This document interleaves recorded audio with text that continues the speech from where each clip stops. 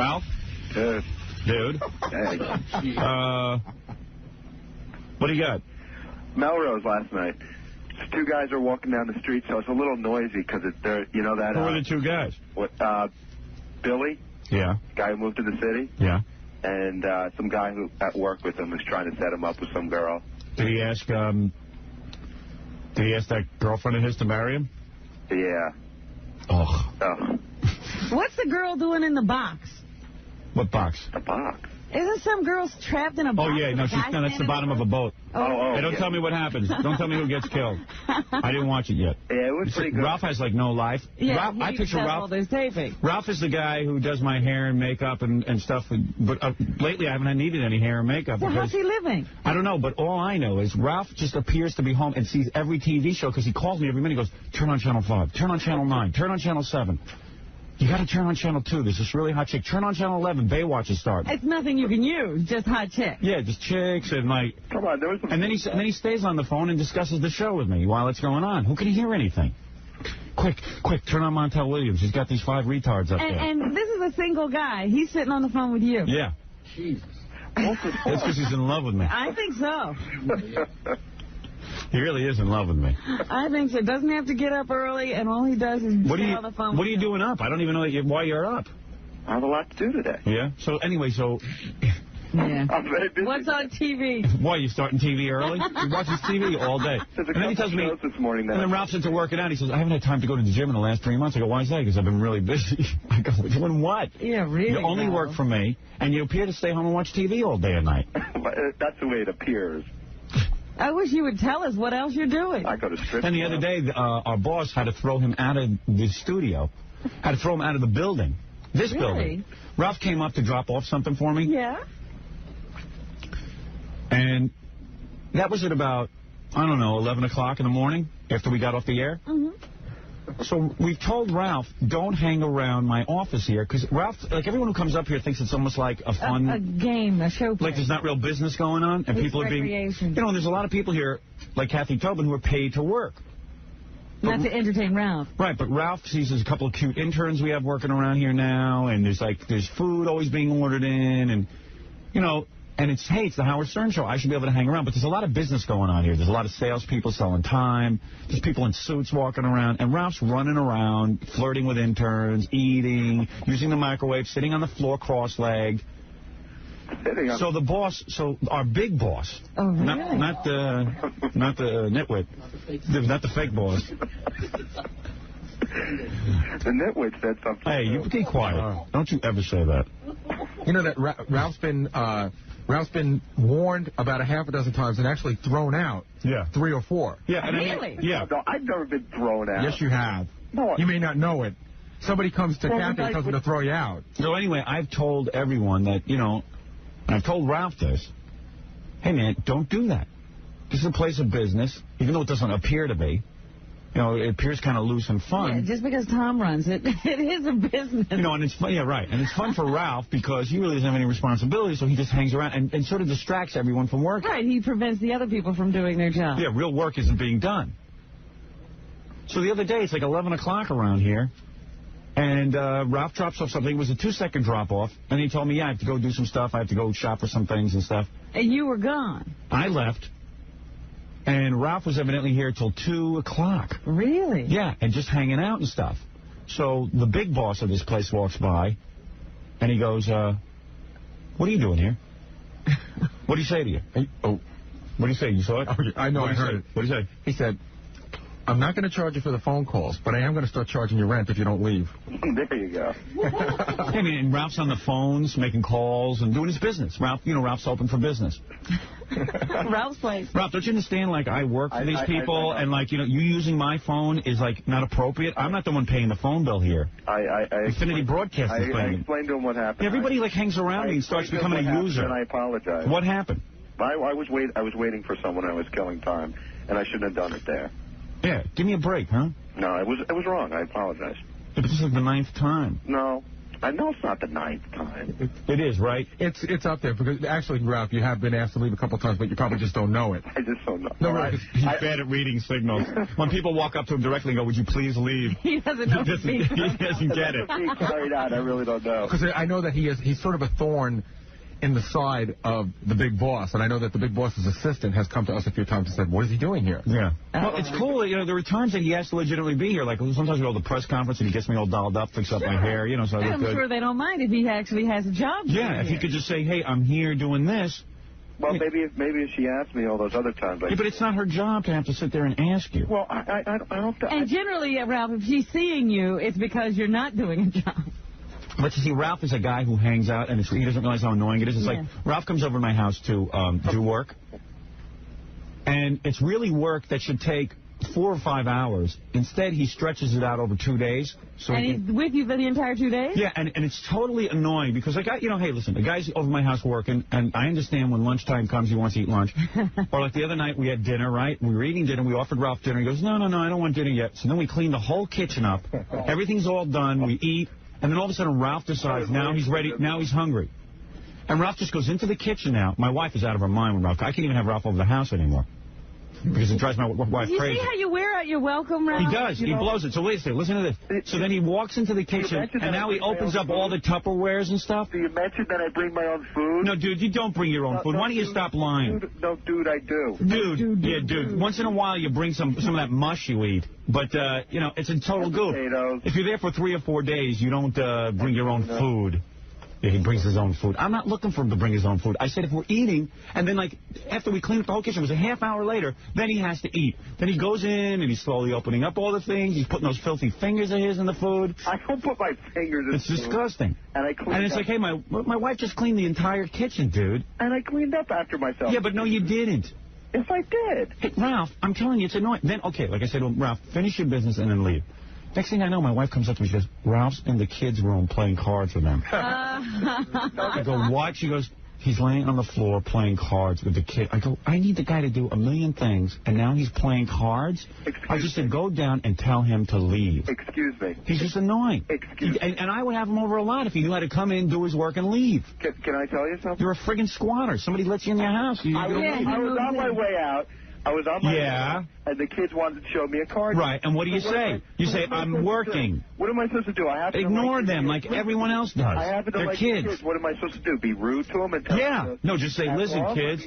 No. A card trick would have been fine, Ralph. That's what it was. Laying down on the floor for a half hour is no longer a card trick. It's called squatting. I wasn't laying on the floor for a half an hour. You weren't even down there. How can you say that? And Allison wasn't down there. Allison was down there, and she told me. She came down just as they were.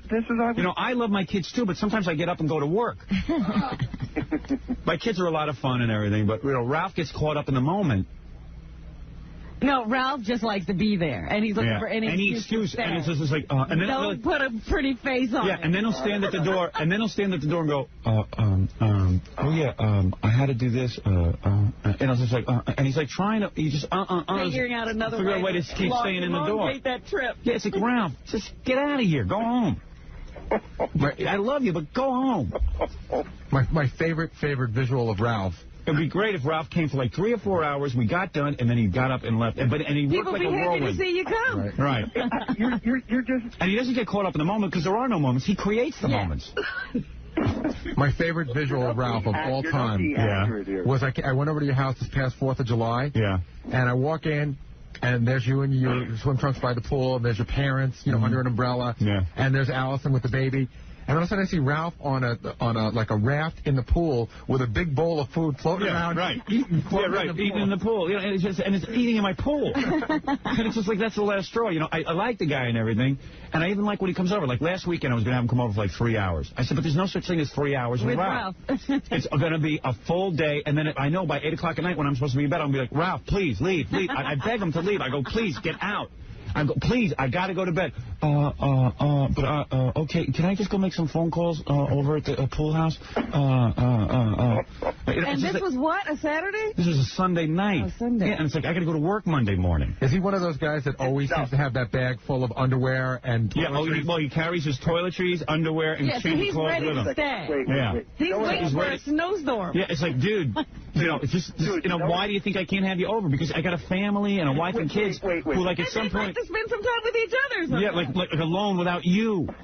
I feel like I'm part of the family.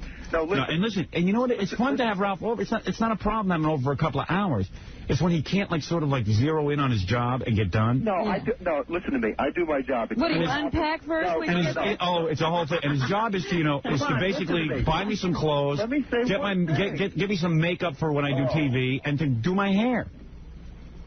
And get in there and organize himself. What happens is, when I'm over there, and it gets to be, like, close to the time, or whenever you decide it's time for me to leave, it's not, I still have a couple things to And he moves together. so slow. And you're like, okay, and it's like each item has to be folded. No, but Ralph, you know, I tell you all day. Like, just to transport out. Dude, I tell you all day, you got to leave at around 4 o'clock. And then, okay, if we go to 5 o'clock, realize I better get out of here quick. I'm getting annoying. Yeah, but I even suggest I'll come over when you're not home to do what I need to do. Oh, great. Like Allison wants to entertain you. Yeah, like my wife is looking for that. And my wife was like, no way. All right, here. Play it. Listen.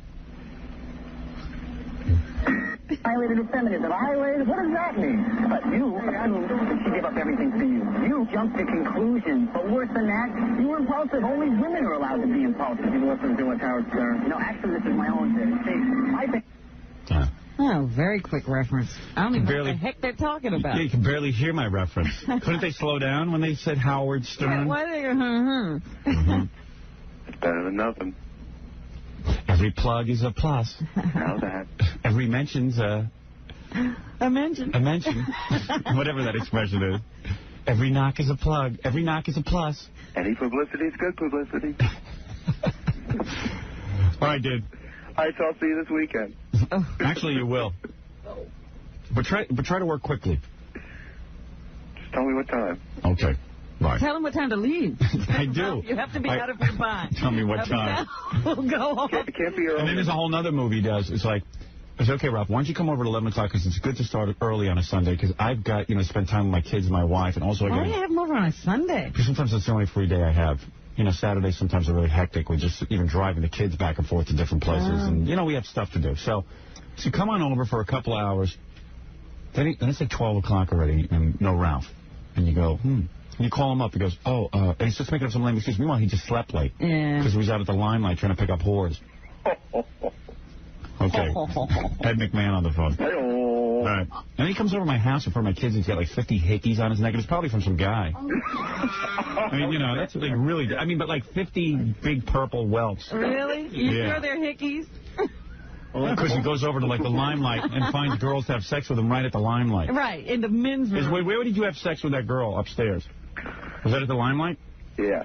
Yeah, he brought her upstairs and did her like in the bathroom. Real high-class girl he's got. Yeah. No, the card room.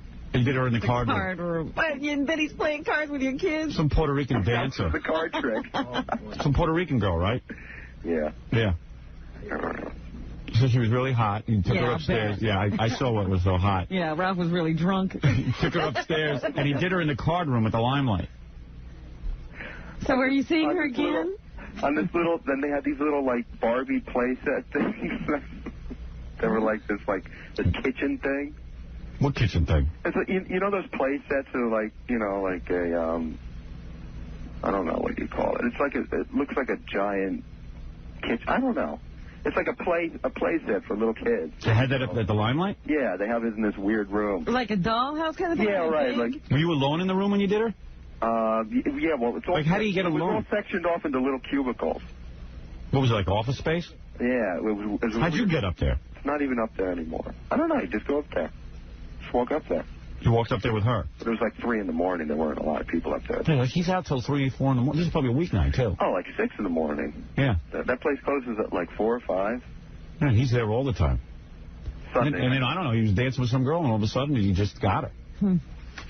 You wear rubber? Yeah. Yeah, right. Absolutely. I bet you didn't. Absolutely. Say, I swear to God. I swear to God. Like he's a religious man. Yeah. I'm very religious. You told me you didn't wear rubber. I didn't tell you that. I always wear rubber. Do you? Yes. You said sometimes you don't. Even when I touch myself, I just need to be sure. I don't know, man. I don't believe it. I was talking to someone the other day. He said, don't share food with Ralph. I go, what do you mean? He says, you know, like when Ralph dips a spoon or something into the food, and then you have to, because who knows what's doing in Ralph's mouth. Really? People warn me. Well, we often eat food together, yeah. When we're in Los Angeles. Sometimes you... Oh, so it must have been Don. Exactly. My agent warned me. I said, listen, between you and me, I wouldn't share food with Ralph. You know. People talk behind Ralph's back. How about one time I was when I was going to go tape the Gary Shandling show? Mm-hmm. I was unbelievably in a rush because we had to get over to the Gary Shandling taping, and I had Ralph with me and my agent. And we're trying, and Ralph's got 50 bags because he's carrying all my clothes and everything. And he was doing a good job and everything. So I turned my back because I had to go make a phone call. Next thing I know, Ralph is gone. Ralph disappeared. He's nowhere to be found. Where'd he go? So my agent comes up to me and he says, look. I said, where's Ralph? I want to get going. He goes, I just told Ralph to go up to the room and brush his teeth. I go, why? He goes, listen, we're going over to Gary Shandling. First of all, Ralph is dressed like a bum. He says, and secondly, he had bad breath. I wasn't dressed. I don't think he brushed his teeth this morning. I wasn't dressed like a bum. Now, how does he tell him to go brush his teeth? He just walked right up to him and said, listen, Ralph, you're with Howard, and you're not going to embarrass Howard with smelly breath. No, he did just... And he said, you better go brush your teeth before you leave. Is that what he said? Yeah. It's like having your kids. Yeah. Yeah. So we had to wait for Ralph to come back down from brushing his teeth. Because he really smelled. Because he forgets to, like, brush his teeth. I can see that. I was in a rush. Those teeth are really bad. And plus, he'd been out drinking the night before. And he smelled like, Jackie sometimes smells when he drinks a lot? I fermented. Yeah. And it's like, I got to sit there and smell it, and all the people from the Gary Shandling show have to smell it. So when he came back down... What? When he came back down, did you make him, like, breathe on you to test it? No, it was obvious that he'd fixed himself up a little bit. I kissed Don, and he said it tasted good.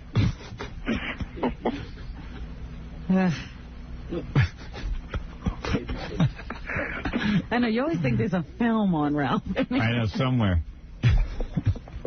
Some part of his body is filmy. A greasy film. A greasy film on Ralph. He never seems totally clean. I know. Cleansed. All right, dude, thanks for calling in. Oh, yeah, I'm so happy. Thanks for helping us out with that Melrose place. Yeah, sure, no problem. I'll call you if there's anything good on TV. Yeah, if there's anything good this morning, call us up so we can watch it. Yeah. I'll call you with a newsbreaker. All right, I'll see you this weekend. All right, man. All right, bye. Not Saturday. No, I can't see you Saturday. No, good, I can't. Yeah, because Saturday stretches into Sunday.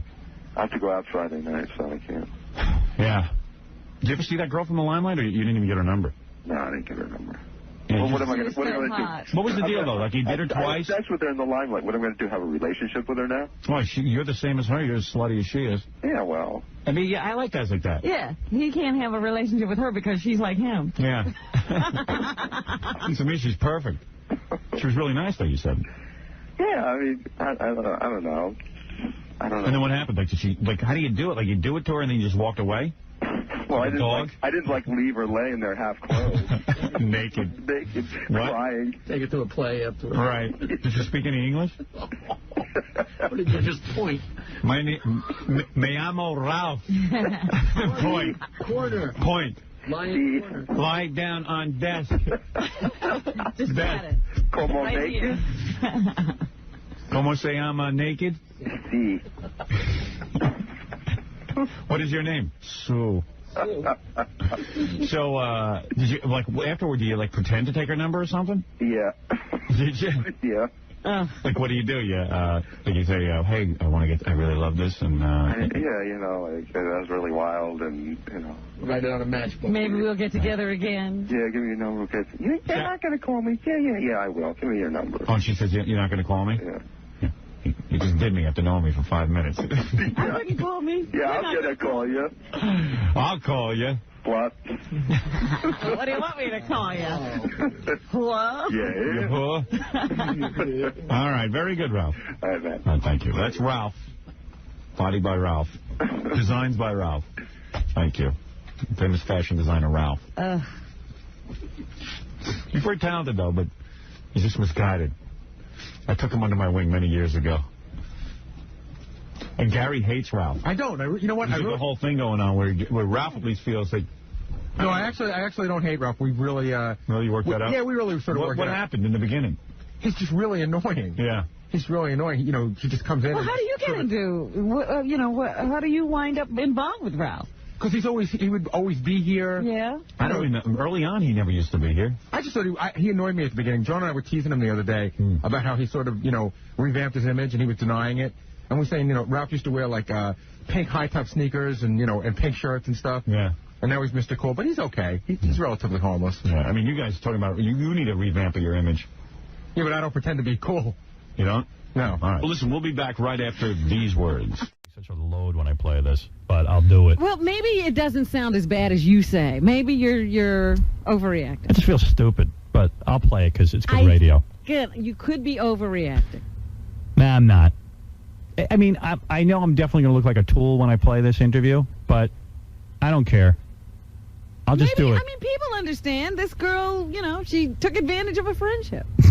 I just look like a load. Hey, Howard. Yeah. You've given me that same tour. I mean, you've done it for... Yeah, but you didn't go on Chauncey's internet radio show and talk about me. And then that's the whole point. That's misleading, but the point is you do it for guys. It's like no big deal. Yeah, the last place you saw was the bedroom, too, right? Exactly. Yeah. I mean, I showed Vinny my bedroom. I wasn't coming on to him. Oh, excuse me. I didn't really say what you think I just said. I did say shoot. Hey, now. Okay. But even if you were hitting on her, it doesn't make you look lame. No, it's just like, like I need to show her all my gadgets in my apartment in order to get laid. That's what it looks like. And I really wasn't coming on to her, but it's still, you guys are still going to listen to her and go, you were definitely coming on to her. So how am I going to... Nah. You're putting words in her mouth. Man. She is beautiful. She is beautiful, but you know what? I wasn't going there for a bunch of reasons. And I'm not going to get insulting about it. I wasn't going to go there for a bunch of reasons. Now, don't get nasty. No. I like Leila a lot. You know that. I mean, but you're implying things, and people will run off with that and say... No, I wasn't going to go... I wasn't going to hit on her because she works for me. That's it, period. I don't do that. Ask any of the girls who work here. I don't even pay attention to them. I mean, I just talk business, and then we leave. Anne-Marie... They don't look like Leila Arcieri. Why? Anne-Marie is hot. I don't hit on her. She doesn't look like that. Some of our interns... You might get weak for that. Some of our interns have been extremely beautiful. Some of them have even, Yeah, but they're not Hollywood starlets. But Howard, it's not wrong. Neither is Leila, believe me. Come on. I see that show. She's a gorgeous girl. Yeah. I got to defend you on this one. I went to your apartment the first time ever alone. Yeah. You and I were the only ones there. And Howard gave me the whole tour, incling the bedroom. Who are you defending him to? To me. No, but I mean, it's okay. It's okay. You show everyone the bedroom. He's just defending me because I'm going to look like a tool. No, but to the audience, in other words, he showed the bedroom to me because he's proud of this work he did in an apartment. So he shows it to everyone. Plus, people are curious. I don't know when I go to. Everybody in the world who has a new place knows that they give everybody. Right. I gave you a tour. Absolutely. Right. That is not an unusual thing to have happen. And then you and I got into a fight over whose system is better. No. It was your artwork. I had Don and Robin over. And me, Don, and Robin started arguing who had a better stereo system. I still had the better screen, and you're now using my projector. Am I? Yeah. Oh, I didn't know that. Does your projector work now? Yeah, works good. That's the same projector you have? I don't think so. I had that projector when it first came out. No, you didn't. Yes, I did. You don't have my projector. Absolutely. What's the brand? Lexicon or something? I have a Sony. You don't even have the same one I do. Lexicon made it first. But Robin. See, she gets crazy. This is what went on in my apartment. But Howard, she is insane. Howard, I showed it to her, and she goes, mine's better. No, because you came in and you said, I can see my screen even when the lights are on. Right. And I said, I've always been able to do that. No, you can't. All right, go ahead. Hey, you're talking about the interns? We have hot interns every semester complain that you don't pay them any attention. I know, because it's not proper. That's why I was mad at President Clinton. I mean, keep it in your pants around young college girls who work for you. They'll wear extravagant outfits just hoping you'll touch something or say something. You know what? Every semester I get complaints about that. I got to tell you that when you get hot interns, you can tell the ones that are digging you because the clothes shrink as the semester goes on. That's and you still pay no attention. Anyone's out there that dig me now? Yeah, they all do. They do? Yeah, they talk about you every day. They do? What do they say? Just, Say I'm all right looking? I've really had interns. They have dreams about you. They really want to have sex with you. Anybody saying that right now? Bring Jill in. Jill? Really? Yeah, I think Jill thinks you're cute. Oh, Jill. Where's Jill? Jill's cutie. Is she out there? Yeah, she's coming. Jill, come in. She's a cutie. See, I never hit on her. I've seen you linger a quarter of a second too long when you look at her. Really? She's pretty. Hey, Jill, have I been lingering looking at you? Have I ever been, I mean, you are a beautiful Quarter girl. of a second. She probably didn't know. I never said that. No, I'm saying that. Did you ever? So you haven't said anything good about me back there? Oh, no, I don't think I ever did. Oh, she's embarrassed. See, Benji? Well, bad example. No, I've said good So things. she's not into me. I don't. Well, I wouldn't say that I'm not into you, but right. you know, I don't talk about how you don't look at me or anything like that. Benji, why Your did you whole call her business. in? Benji's the king of bad bits. Benji's trying to make time with her. Here's the question. Here's the question. You're single, correct, Jill? If you had the opportunity, forgetting the fact that, that you're not supposed to do it, if Howard said, hey, come on over and let me show you my apartment and maybe have a date, would you go? Yeah. You would? Yeah. Well, let's do it. Okay. And then, wait a minute, I have another question. Now, as he's showing you the apartment, would you think something odd if the last place was the bedroom? Oh! I guess. By the way, it wasn't the last place. That's what she said in the But end. it wasn't, because we sat in my living room and watched Son of the Beach because she hadn't seen it. Yes, because you didn't throw her on the bed, so she got out of there. Howard. I was never going to throw her on the bed. No, I'm just saying the way she made it sound. Yeah. In the Well, that's why I look like a load. Was the last place was the bedroom, but it's always the last place. I've been alone with Leila, I'd say about 4 times. Leila and I have gotten together. I've never kissed her. Mm-hmm. I never Not put even him, like in a peck hello. Yeah, I mean, yeah, on the cheek, but Has there ever been any sexual tension between the two of you in your mind? No, Ever? never. Like in the bedroom? I've always been clear. So you were She showing a implied bedroom, that in right? the interview. No, well, let's listen to the interview. You listen to Because it. I think we're going off on different tangents here. Yeah, but Howard, you wouldn't be a guy if like you didn't have any sexual thoughts. If Leila said to me, if she turned to me during the night and said, whenever I was sitting there with her, and she said to me, listen, I have to have you because you are so great. Please. And I'd say to her, okay. But here's the question. Did you go over that scenario in your head? No. No. Liar. Come on. I swear to you. Liar. I would. That's the first thing I The would scenario I went through, I'll tell you, the scenario I went through in my head is that I guess I did, because I said if Leila ever wanted to get on with me, and I assumed that she didn't, because I know Leila had a boyfriend and everything, and who she was into. If Leila had said to me anything, I would have said, I mean, in my mind, I said, nothing, I'm not even going to go there with her because she works for me.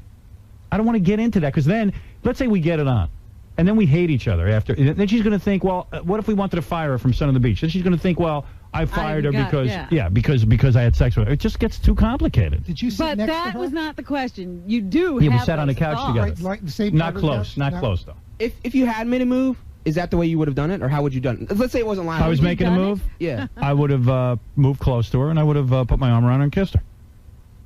You know that move. Oh, let me turn on this. Yeah, Benji, you know that move. Oh, You've done that a bunch of times. Although, and then the move that she makes is she whacks you across the head. That's right, she- She kicks you in the nuts. Then you pay the bill. What's been- Benji's move is, here's a 20, now give it to me. Yeah, right. You've made that move. A million times. Yeah. Here's a pizza. Give me sex. Yeah, I brought you food. He's giving cigarettes to Vietnamese immigrants. Right. In America, he's living like he's in a war zone with chocolates and pizza. First of all, you could kind of tell when a chick's into it. I knew Leila wasn't into me, and quite frankly, I'm into Leila as she's like a really cool chick, but. So maybe this is the tongue-in-cheek interview that Right. she claims it is. Maybe she's a but brilliant... except my explanation wasn't there to go along with it, so I just look like a load.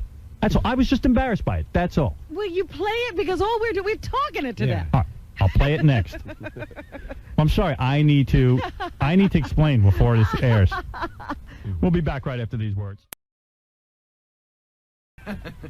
By the way, you sound great when you sing that. You and me, we both really have musical talent. Boy, I tell you, they better hope, we're not the last musicians left. Voicemails coming in like crazy. A lot of gay stuff to KC. Everybody's still with that. Casey, I want to grab your ass and give you hickeys all over your butt. Oh. Okay, please? I mean, all you have to do is lie there in the nude and let me give you hickeys all over your butt, okay? I'll even pay you if you want it, okay? I can only afford about $10 per hickey, but I'll give you at least 5, so that's an easy $50. I mean, come on. And then when you go to the gym, you can tell all the straight guys, oh, I had 3 girls give me hickeys all night. But it really would have been for me. And you would have made $50 too. Come on, let me do it. I want to bite your white ass. You must be so cute. Oh, my God. I'd be so tempted to lick out your but, that's so You got to be so careful with that. People have to be so clean, and you know, it's not like it used to be when you could just have sex with a good-looking person. Right. Is that gay if you just let a guy pay you to put hickeys on your butt? No, that's not gay. That's what he's trying to say. This sounds very gay. There's another voicemail here that says Mr. T. I don't know. Oh, I see. Oh, this guy says Mr. T is great and that I'm jealous of all successful black men. Women put those out there, make them crash into a pole, you know. Oh, I see. Nobody recued it. It's in the middle of that. That's all right. That's typical on this show. It's like college radio. Yeah, it's college radio. Because I hire guys right out of college and give them a chance. And you know what? They pretend it's college radio. They never advance. Casey, I think you're fired. I think this is just happening once too many times. Okay. No, hasn't requeued yet. Okay. What is it? Does he not have access to cart machines? I don't know. I don't know what he does. He knows I don't requeue anything, and it's his job to requeue it. All right, here it is, Mr. T. Hey, man, tell Howard to keep his f***ing yap shut when he has a guy like Mr. T on. What is it? He can't take an intelligent black man? That's why you guys never play my messages. Because I don't call up going, you was scared, we be dead. If I did that, then, oh, yeah, you guys be playing my ignorant-ass message. But when a black guy gets on the air and he can enunciate his words, speak intelligently, get his points across, Howard runs his f***ing mouth over a guy who has a lot of shit to say, man. He's had life experiences that Howard will never have. And damn, those are big-ass. Woo, good Lord. Okay, I'm driving. See, that's what's wrong with the world, man. Women put those out there, make them crash into a pole, you know. Damn. But anyway, you know, Howard's a sheltered little bitch. And the bottom line is he'll never have the experiences that Mr. T has. Keep your yap shut, you big mouth Jew. Listen to a black man that's telling the truth. Those white people that didn't want to cut his trees down. How the f*** you gonna buy some property and tell somebody what they can do with it? Kiss my shiny big black ass. All right, a lot of anger there from that guy. And did you recognize the voice of Jesse Jackson there? That's Hey. Yeah. Well, hi, you're on the air. This is Rick. Go ahead, Rick. How you doing, Howard? Hey, man. Hey, I just want to say you guys really got these shows rolling, man. You guys are so funny. Oh, thanks. Well, we try to do a good job, and we'll continue trying to do a good job for 5 years. Hey, Howard, could we hear that little skit there with the two weightlifters? That's the funniest thing I ever heard. All right, I'll play that for you. Got a great ass. I'll play that for you. Did you hear the Letterman call the other day? Oh, no. Did you hear that little skit? Oh, man. All right, now listen to this. This you'll like, too. This is good. Dave, are you there? Yeah, how are you, Howard?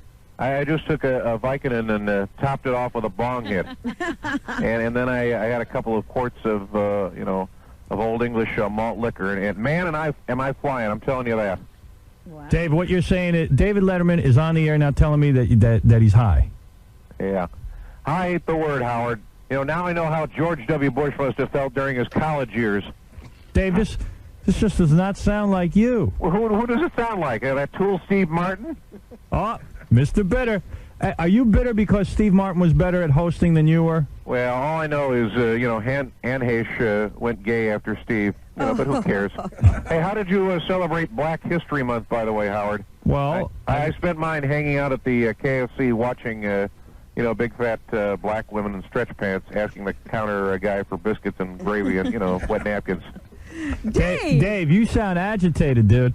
Well, Howard, I want to tell you something. I'm upset that I wasn't asked to host the Oscars again because, I was the best damn host they ever had. Who was better, Billy Crystal? That ass kisser looked like the guy who makes, balloon animals at a bar mitzvah.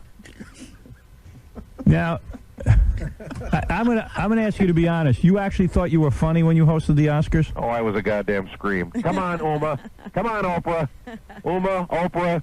J.J. Walker said he, saw it, he pissed in his pants. If you were so good at hosting the Oscars, why didn't they ask you back? What? I said, if you were that good, why didn't they ask you back? Oh, I don't know, Howard. It'd be like, Steve Tyler and Joan Rivers showing up wearing the same face. To talk about... how about that professional hose bag, by the way, Julia Roberts? Is Benjamin Bratt her pet or what? You don't like her. Well, what did you think about the other winners? Who's that Puerto Rican, Benicio del Toro? Right. Yeah, that guy looks like he should have been parking Stuttering John's car. Did anybody make an impression on you? Oh, sure. Those two fried eggs on Jennifer Lopez's chest. Wow, you are bitter. What a bitter David man. Letterman. I'm really getting this bitterness. So you didn't like Steve Martin's performance? No, he was about as funny as a turd in a punch bowl. I said a turd in a punch bowl. Is this thing on? I thought I thought I was confused as a Mexican in a calculus class. Wow. Dave, you seem so angry. I don't know if you see a psychiatrist or what. Oh, angry ain't the word, buddy. Not as angry as Julie Andrews. She's going to be angry, she's got to be angry that she didn't age well. Hey, that's the one thing about those English broads, by the way. Yeah. When they get middle-aged, they start to look like Alec Baldwin, bad teeth, blotchy skin, balding, I'm describing myself. Dave. At least he can laugh at himself. Yeah. And what did you think about Russell Crowe? We've talked about him. Great actor. Mystery Alaska was pure genius. Somebody tell him to lighten up, by the way. So you like Russell Crowe? No, the ideal, Is he the ideal man? No, the ideal man would be, Jennifer Lopez if she had a penis. Jennifer Lopez would be my ideal man, Howard. Really? What am I saying? let me get back to the Oscars. All right, go ahead. David Letterman on the Oscars. Yeah. Go ahead. Ang Lee won the foreign Oscar because he's yellow. Wait a second. Let me tell you something No, let me finish. All right. Steven Soderbergh won the Oscar for being the 9th million Jew in Hollywood. Right. And, I'm surprised that Gladiator won for best movie with all those, those queers in Hollywood. I would have sworn that best movie would have been, Billy Elliot. Because everyone's gay there. Yeah, but, Hollywood loves a hot young boy running around in tights, pants. That would have gotten my vote. Let me tell you something. I liked these Chinese guys who won the Academy Awards because they got up. They yeah. 2 seconds, bing, bam, boom, and they were gone. They were cool. Those Chinese dudes were cool. Listen, Dave, I got to go. I want to thank you for calling in. David Letterman. Oh, yeah. Uma, meet Oprah. Oprah, meet Uma. Howard, I got to get out of here. I got to go put some, salsa in my radiator. I need All to right, go thank find you, two Dave. young girls to escort me out on stage. All right, thank you, Dave. Yeah, All sure. right, David Letterman. They have a picture of Dave in the paper today. Did you see that picture in page 6? No. Oh, yeah, I did. He's beginning to look like his idol, Johnny Carson. Howard. Yes. Can I make a statement? Vinny, you are such a corporate ass kisser. Vinny is in charge of the Letterman show. Does anyone think that was real? And get out of here, man. I'll make... We all know Come that. on, I'm doing comedy. Everybody knows that. We got to tell people that's not really You David never Letterman. put a disclaimer. How about we tell them that you wrote that, Vinny? Well, that's his real picture in the newspaper today. What's wrong with Dave? I'm not that funny. All right. What is it? You know what the question I've always wanted to ask Vinny? Vinny every day goes to a meeting at Letterman, right. For an hour. So on a day like today, when you get over there, does anybody ever say anything to you about this Letterman phone call? No, everyone's a good sport. They leave you alone. They don't hassle you about it. Letterman's lucky we talk about him. He's happy. Right. I would hope. Luke, what is it? Howard. Yeah. It's enough already.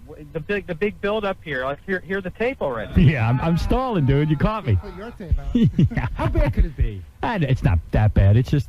He's right. Let's just... Okay. All right, here we go. Thanks. You got it, Luke. That's right, because if it's not bad now, we've talked about it so much that people are expecting something really hard. It's not that it's that bad. I just feel odd about it, and that's all I'll say. Okay, here we go. You wanted to get laid. Who cares? Shut up, John. Douchebag. All right, here we go. CD1. With them actually. Constant. Did you have a real date with Howard? All right. How come it's not queued up? That is it. Oh, that's it? That's how it starts? Yeah. Okay. All right, that's it. What are you worried about? All right, it starts sort of in the middle. This is Chauncey. Is Chauncey here? He is. If he wants to come in, he can, I guess. It's his interview, but... It's the worst show ever. It's so bad. Your show is so bad, Chauncey. Despite... Chauncey, I didn't recognize Chauncey, what'd you go gay? He's wearing leather pants. No guy ever looks straight. Did you hear the list the other day? Dude, no guy looks straight in leather pants, especially you. Yes, he's going to the Stuttering John gym. You look way gay. What if you're straight and you wear leather pants? What does that make you? Look at Chauncey's tattoo on his arm. He's got a ribbon on it, but you can see he crossed out the name on the ribbon. Yeah, I did it myself. You did? How you do that? You take table salt and you just keep rubbing it until the ink comes to the surface, and you peel the scab off and it takes the ink out. Nice job. And now it looks beautiful. All right. Anyway, here's Chauncey's radio show with Leila. He looks like a gay pirate with that All right, here we go. Chauncey, those leather pants don't fit, by the way. They're so tight, your belly's hanging over them. Yeah, I'm very fat. I'm a fat man. Yeah, and no guy looks straight in leather pants. Yeah, but if I am straight, what does that make me? I don't know, but it just don't look right. Are you wearing underwear? No. Yeah. It makes for false advertising. Yeah, that's gay, dude. Is it? Yeah. Yeah. With a red goatee. Yeah. All right, so here it is. Here's Chauncey's radio. His radio show seems to be mostly about me. All right, here we go. All right. I had a date with them actually. Constant. Did you have a real date with Howard? Yeah. Really? Well, I went to his friend's house and and had dinner. Okay. It wasn't anything start frisky. talking. You just start talking. I'll shut up. Really? He asked me out. I was on his show, and he asked me out on a date. Really? I See? Boom. See, right away, that's the Yeah. Montel Williams move. Well, dating I your told you, guest. I look like a tool. Oh. And you know what happened. How did you ask her out, Howard? I mean, did you I say, didn't. No, but did you say come over? She called me up and said, you know, I said to her, I saw the rough cut of Son of the Beach. She's an actress who works on the show. She goes, God, I'd love to see it. I said, so come on over and watch. Didn't ask her out. By the way, I did the same thing with a lot of people. He asked her in. That's a tape. So if a girl comes over, that's the date. That's what Thank we take you. it. I don't even want to interrupt us. Here you go. Unless you guys have a question. Because, you know, he's like, Lila, I want to bang you. And I was all, well. I told you, I look like a total tool. You know what, Howard? What happened? Rape. That day she was on the air, and you said you would bang her on the air. You know what I mean? You were doing the bit like, oh, you're hot, and then I guess you guys got together not too long after that. Maybe. But you see how she's making me sound? Yeah. She's not saying, oh, on the air we were kidding around. It was just like, you know, like I we. want to bang. It sounds like in a phone call. Right. You She say, feels- come on over here, girl. I want to bang you. Right. This is a date to her. She feels it's a date. Okay. You know, that's interesting, but you're my boss, so I really can't. Now she She's the can. one who's backing Yeah. off. Right. It's like you guys work at the food mart, and you're, the manager. Yeah, yeah. Yeah, right. Yeah, She it's the can't same bang- thing. She can't bang you. Yeah, she's a 16-year-old at the food mart, and I'm the 47-year-old manager who's going to bang her. I'm Joey Buttafuoco all of a Yeah, sudden. she's trying to work her way up to fries. Not that way. Hey, who's on the phone? Copperfield? Is that the real guy? Yeah, because I gave him the number. I gave his manager the number. Told him to call. when he gets Oh, wait, home. we'll get right back. Let me just talk to Copperfield. And let me just congratulate him. Let me just 2 seconds. I swear to God. He did all that stuff. David. Hell. Yeah. Bravo. Hi. Bravo. How'd you like it? Bravo. Best. You watched it? Best ever. I'll kiss your ass up and down now. I had no idea how good you were. You just like the underwear trick. You're the greatest magician I've ever seen. You just like the underwear trick. Dude. All He right. liked it all. Forget about the underwear trick. How do you do that thing where you slide off your own body and hold your own legs? It's pretty cool, huh? Oy vey. How'd you do... He listen, wanted to know about the levitation, too. how do you do levitation? Is it magnets or what? Give me the answer. You'll never... I know you'll never do it. Look at it. We got to get him in here and torture him. Dude, I'm laying in bed last night. You know what? You promoted that special. I don't know how it did in the ratings, but you promoted it all the wrong way. What should I do? I didn't even stay up for the fire part. I could care less about the fire. The rest, the stuff all before, I taped the fire thing because I had to go to bed. You don't know how good a magician you are. Dude, why didn't you come in here and say you're going to make girls' panties switch? And why didn't you say, I'm going to cut my I'm body going to cut my in body in half and float down and grab my own legs and do it outdoors and scare little children? I'm going to levitate people. Yeah, I mean, You love that part, huh? levitation was brilliant and more brilliant for anyone who watched this show. Did you watch it, Chauncey? No, but I he's have on a my feeling show. nobody He came on watched my it. show. Chauncey, why didn't you watch? No, you know why? Because I fell asleep. But, dude, I hope people I have saw that this. effect on people. I'll have the ratings in about a half an hour. You will? Good. Okay. Do you know the ratings yet, David? No. All right. Let me tell you Where something. are you? But Chauncey didn't watch, so I probably, No, Dude, Dave, I'm a fan. I tell you, even after I interviewed you, I was like, hey, that guy's pretty blasé and everything. Well, I was telling Howard, I used to watch your specials all the time, and I just got turned off to the making the Statue of Liberty disappear and the Tunnel of Fire. It was too big for you, right? Yeah, it's like, you know that's a trick. I Dude. like the small stuff that you can't figure out Dude. how it happened. Robin, you got to see this. Tell me how you made the guy appear in Hawaii. you know, Robin and Chauncey didn't watch the show, so I'm screwed, I think, in the ratings. Forget about how you made the guy appear in Hawaii. How do you just disappear out of that little booth? Would you do that with me in your next special? Would you bring me in the booth with you? Sure, as long as you don't wear your fart man suit. All right, let me ask this. See, Howard and I were having a discussion, and he says those two girls that you switched the underwear on, they look like they were just people you pulled out of the audience. They couldn't be. The way you do that is those are two setups, right? Bring your girlfriend to the show. Really? You would do it with her. And you'll do that with her? You'll allow me to? Yeah. Okay, cool. Wow. Well, that's, you know, Howard, that's why I don't watch it. You're telling me I could choose two people out of the audience, and you would make their underwear switch? They may not like it, but... You could do it? Sure. Jesus Christ. That's incredible. Could you do that in here, or you need to do it like on a setup? No, but it's... Of course I could do it in there, but... What? Sure. I mean, Wait, Howard, it's ask not him. as funny in there, but... I find it more amazing that David Blaine can make people levitate. Did you ever see David No, Blaine? you didn't see this special. No, I Watch didn't. Copperfield. Really? He did it outdoors. He did it. carried them from inside out. No, he didn't do that. Oh, he didn't? He went out. He had tape Oh, of it's him not doing as it amazing outside. as I thought. Believe me, it's amazing. Hey, I'm David. telling you, it was amazing. I'm not. Listen, you know, this whole Blaine Copperfield thing.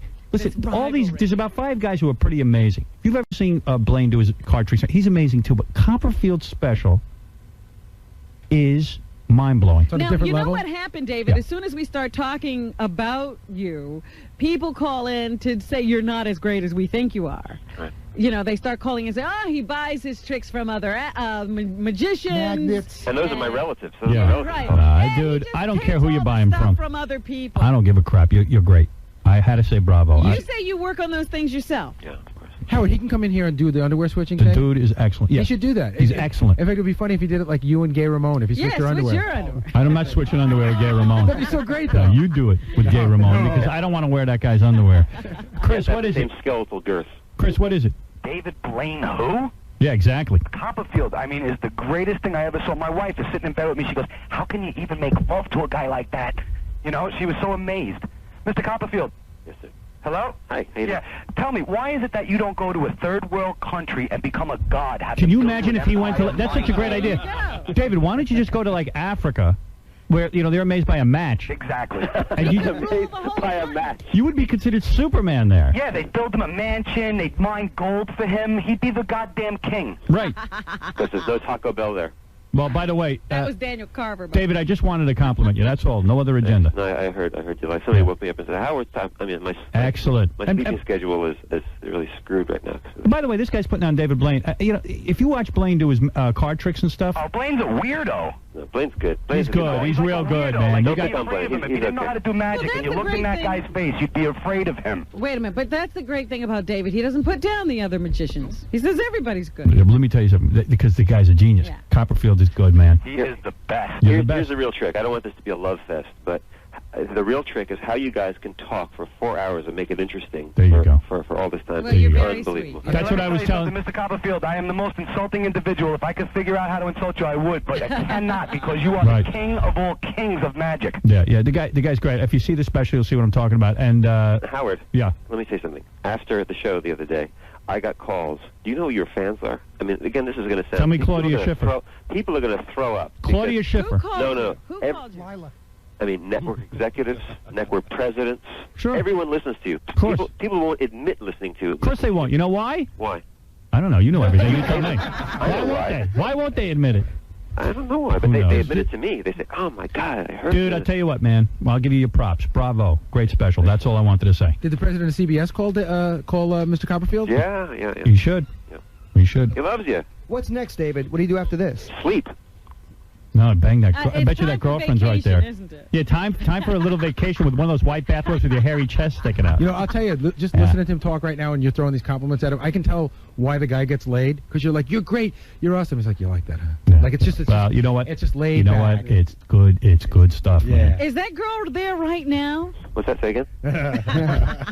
Man, that's the reward. You know what? He deserves a That girl supermodel. there right now. Did she bathe you, that gel off you after you stood in that tornado? Who?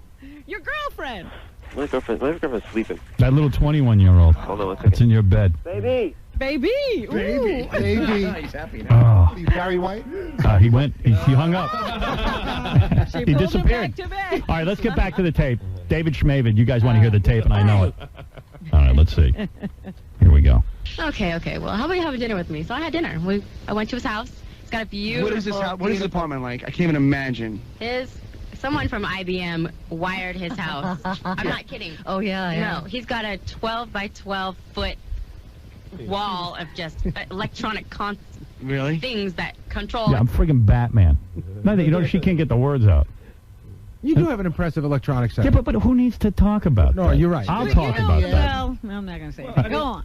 I look like a tool, okay? It's all about, you know, like Howard the Stern. bachelor pad. Like you know, IBM. this Yeah. is the seduction. The seduction. Is I got her in my looking lair. at my toys. Hold on a second. David, what happened? Hi, I walked over to the bed, and And, phone fell. and you saw your girlfriend's breasts and you went insane. You know exactly. You're a mind reader. Let me ask you something. Did you watch your own special last night? Well, I was preparing his live, so I prepared. Right, I was okay. in this thing, so. Where was she? Did she sit in the audience and watch him Yeah, she do was, his she was magic? there. Of course. My dad. Her dad. No. My dad and her. Yeah. Oh. Yeah. Well, yeah. Her dad you want to make disappear. Yes, sir. Her dad's pretty cool, actually. All right, hey, David, I just wanted to compliment you, that's all. I really do appreciate it. You're a good guy. Thank you for coming in. Come in anytime you want. Yeah, thanks, man. Later. The guy's awesome. One of the best television shows I ever saw. That's how good it was. Watch it. Vinny, you had nothing to do with it. Stop CBS. sitting there I'm smiling like Vinny, it was yours. you tool. All right, let's go back to my humiliation. Yeah, let's go back to the other tool. Yeah. His whole house. LCD Lordy. screens in every room that makes shades go up and down and TVs on and off. You know who she making you sound like? Yeah. Do you remember that movie with Goldie Hawn when Dudley Moore had the bachelor pad where the bed came out of the wall? Yeah, and the you know curtains what? closed? Austin Powers. Yeah, and I'm thinking about some schmo I met on Long Island who does the same thing. I know, and I'm thinking about some schmo I met in L.A. who does the same thing. And I'm just, it makes me look like a tool. I know it, okay? So you want to stop the tape now? No. Shall we shag now or shall we shag? It's like That's the bachelor pad. it's a super bachelor pad. Super bachelor pad. Really? Oh my God. Did you get to see his bedroom? Oh yeah, baby. Tell me, you start talking, girl. What is his bed like? Describe his bed. He's got a huge. I think it's a California king. Really? Yeah. Well, does he have the tiger quilt or? I got rid of that. He has very elegant taste. Does the bed go in circles? The rooms spin? It vibrates and bounces, but I think it's on hydraulic. If you're tired, you can need a little help. Now, how does it happen where you see his bedroom? At what point does he say to you, let me show you, he says, let me show you the apartment? Yeah, let me show you the apartment. And Takes me to every room of the apartment, Right. shows me the kids' wing of the house and There's a the kids' guest wing. rooms, Oh, you my know, God. blah, blah, blah. And where did we end up? What's is the bedroom the last room? Is it the last room? Hello. See what I mean? And it was so. See, she's just trying to make it into something it isn't. Yeah. I'm telling you. So I look like a load. Well, was it the last room? Why did No. you show her the bedroom last? Yeah, I didn't. That's the point. In fact, she saw the bedroom. Do you remember? First of all, I know how I show my apartment because we went to my kids' room last. I know exactly what I did. Baby. And second, and thirdly, Then it's really horrible because she's fabricating. yes, and thirdly, we spent the time in my living room, sitting at opposite ends of the couch. No. Oh, she said that's not what she said. What did she say? Okay, so let's hear what she said. Yeah. You know, I'll tell you exactly what happened. I'm trying to figure out, like, just thinking like a guy. You show her the kids' rooms last, and I can't figure out if you're so disinterested in her or if that's a cool move to show you're a sensitive It wasn't guy. a move. It was like I was just. I knew. Listen, I knew if I made a move on her, it would have complicated my life. Here are my thoughts. Yeah. I think that she expects to be hit on. Yes, she does. And so anytime a guy does anything to maneuver himself into a situation where they're alone, she assumes she's being hit on. Absolutely right. And not only that, her manager called during this whole thing, and he says, "You're not hitting on my girl, are you?" See? And I was So like, it's "No." she expects to be hit on. But wait a second, Howard. You're alone with this beautiful, stunning woman. Understood. Why would you, if you're a guy, you have a penis. Of Yeah. course, and you're single now. Number one, she works for me. And if I had, let's say I had an affair with her. Right. First of all, I'm not putting Leila down. She's gorgeous. Right. But, I'm seeing somebody, and I didn't even. Were you seeing them at that time? I might have been. Why I'm was not she even in sure. the Remember. apartment? Then why have it at the apartment? Because here's what happened. We were hanging out, and she said, "Hey, I said, hey, I got the Son of the Beach tape." And she goes, "How's it look?" I go, "It's Vinny's great." not buying it. Did you have dinner? Yeah, I eat dinner every night at 5 o'clock. Whoever's there eats with me. Can I tell you something? I would is not buying I would go back to the tape of the You don't day. have to buy it. No, I'm just saying. Because I look like a tool. This is how it's playing out there to the rest of the... Right. I was You are with you lying. before the tape, and now you lost me. Yeah, and this all came about from the Look, day if she was... hold on. Lila said to me, "Listen, See, I'm not buying I it have to either. take my clothes off and make love to you," Yeah. sure, I'd do it. I mean, who wouldn't? You were passively hitting on her. Yeah, see, I think so too, because I remember the day that she was on the show is where this whole thing started, right, Howard? And I remember you sort of digging her and sort of... Yeah, but you know what? I've done, in all seriousness, off the air, we talk on the phone quite often. Well, you I've do gotten now, but together you with hadn't Lila at the a few time. times. I've gotten to Lila. No, I have. I've gotten together with Lila before then. And she talked about her boyfriend. I talked about what I was into. And the whole thing was, Yeah, but we when a were girl's friends. bringing up the boyfriend, it's because she thinks, babe, wait a minute, back off She's here. I want blocking. you to You know what? make sure Yeah. you know Yes. I'm taken. Fine. And I was I'm just saying, in her mind, you want her. And I was happy because she was talking about the boyfriend, and I just said to her, "Listen, I'm not looking for anything. You know, we are friends, and that's that. When you're new, it sounds like you're newly single. That you're not. Good. I wasn't that newly single. It sounds like you're a rookie. You're learning how to date again. It sounds like an awkward guy. Okay, that's what it sounds. That's why I didn't want to play, because I sound like a tool, and I'm not that much of a tool. But hey, what am I going to do? Deny it? But if you took her clothes off, you would have went for it. Yes. Hey, who would not bang Lila? Well, that's... Well, why would I mean, I couldn't resist her. Why not have her and her manager at the house? Why just her? Why not? She could have brought her manager. In fact, I think he was supposed to come, and then he ended up calling and saying he couldn't come. So that's my fault? She's saying you asked her for a date. Not only that, in all fairness, I don't even know her manager, and I don't want some strange dude up in my apartment. I knew Lila. You only wanted Lila. If you came or someone I knew, I would have been fine with it. I think... It's the truth. All right, here we go. Does he say? I told you I'm going to sound like a load anyway, so here it is. So fine, I'm a tool. Well, this is my... And what are you thinking at that point? Are you wondering, is he going to slam me on the bed? Like, what's going to happen? You don't know. No, you know, Howard would never, ever do that. Well, what... Because I told her I wouldn't. Back of your mind, you're not thinking that? Not at all. No. What did you think? I just thought... Or does he have to worry about you? Were you going to slam him on the bed? I was about to dive at his ankles and, knock him onto the bed. So he shows you the bed. And then is that an awkward moment? Is it an awkward moment when he's showing you the bedroom? No, it was not awkward at all. Is there a point where you go, well, this is, what do we do now? Like, let's leave the bedroom, or? No, I just, we took the tour of the house. Yeah. And I saw he's got a fabulous kitchen, and his I noticed her story changed. So the bedroom, then took the tour of the house. See? Oh, listen to you, Perry. Laid out. There's nothing to Laid discover here. out. All I Now, could is that say attractive? Let me ask, be as honest as you can be. As honest as you can be. Yes, When you see a man that owns something like that, owns a house like that, an apartment, and you're a young, attractive girl, and he's single, come on, is that in the back of your head, you're saying... does that turn you on? The power, the money, the power. He's a funny man. He's a powerful man. He's a rich man. No, what about how I look? I look like a butt tippet. Yeah. Handsome She ain't man. gonna overlook how I look. Is that sexy? Of course. So you're turned on by it? I mean, yeah, money, power. Sure. That's sexy. That's sexy. She was turned on. The opposite of that. The exact opposite. If you saw my apartment... who wants to, But that's not the end-all, be-all. Oh, it is. What about the guy's face? Again, people that look like you, it's the end-all, be-all. No, that's Yes, not. 'Cause think about it. If you're caught up with someone else's money and power, then where does that lead? Believe me, after the show, if I said, "Hey, you want to go on a date?" It's not going to be the same response. Chauncey, you're cracking yourself up. I think I'm very funny. I know nobody else does. I know you laugh at yourself. I know. This is the worst radio show, but yet I'm learning how to do it. Okay. Yeah. You're my mentor. Listen to me. I got so many You know questions. why Chauncey's laughing? Because he is hitting on her. Right.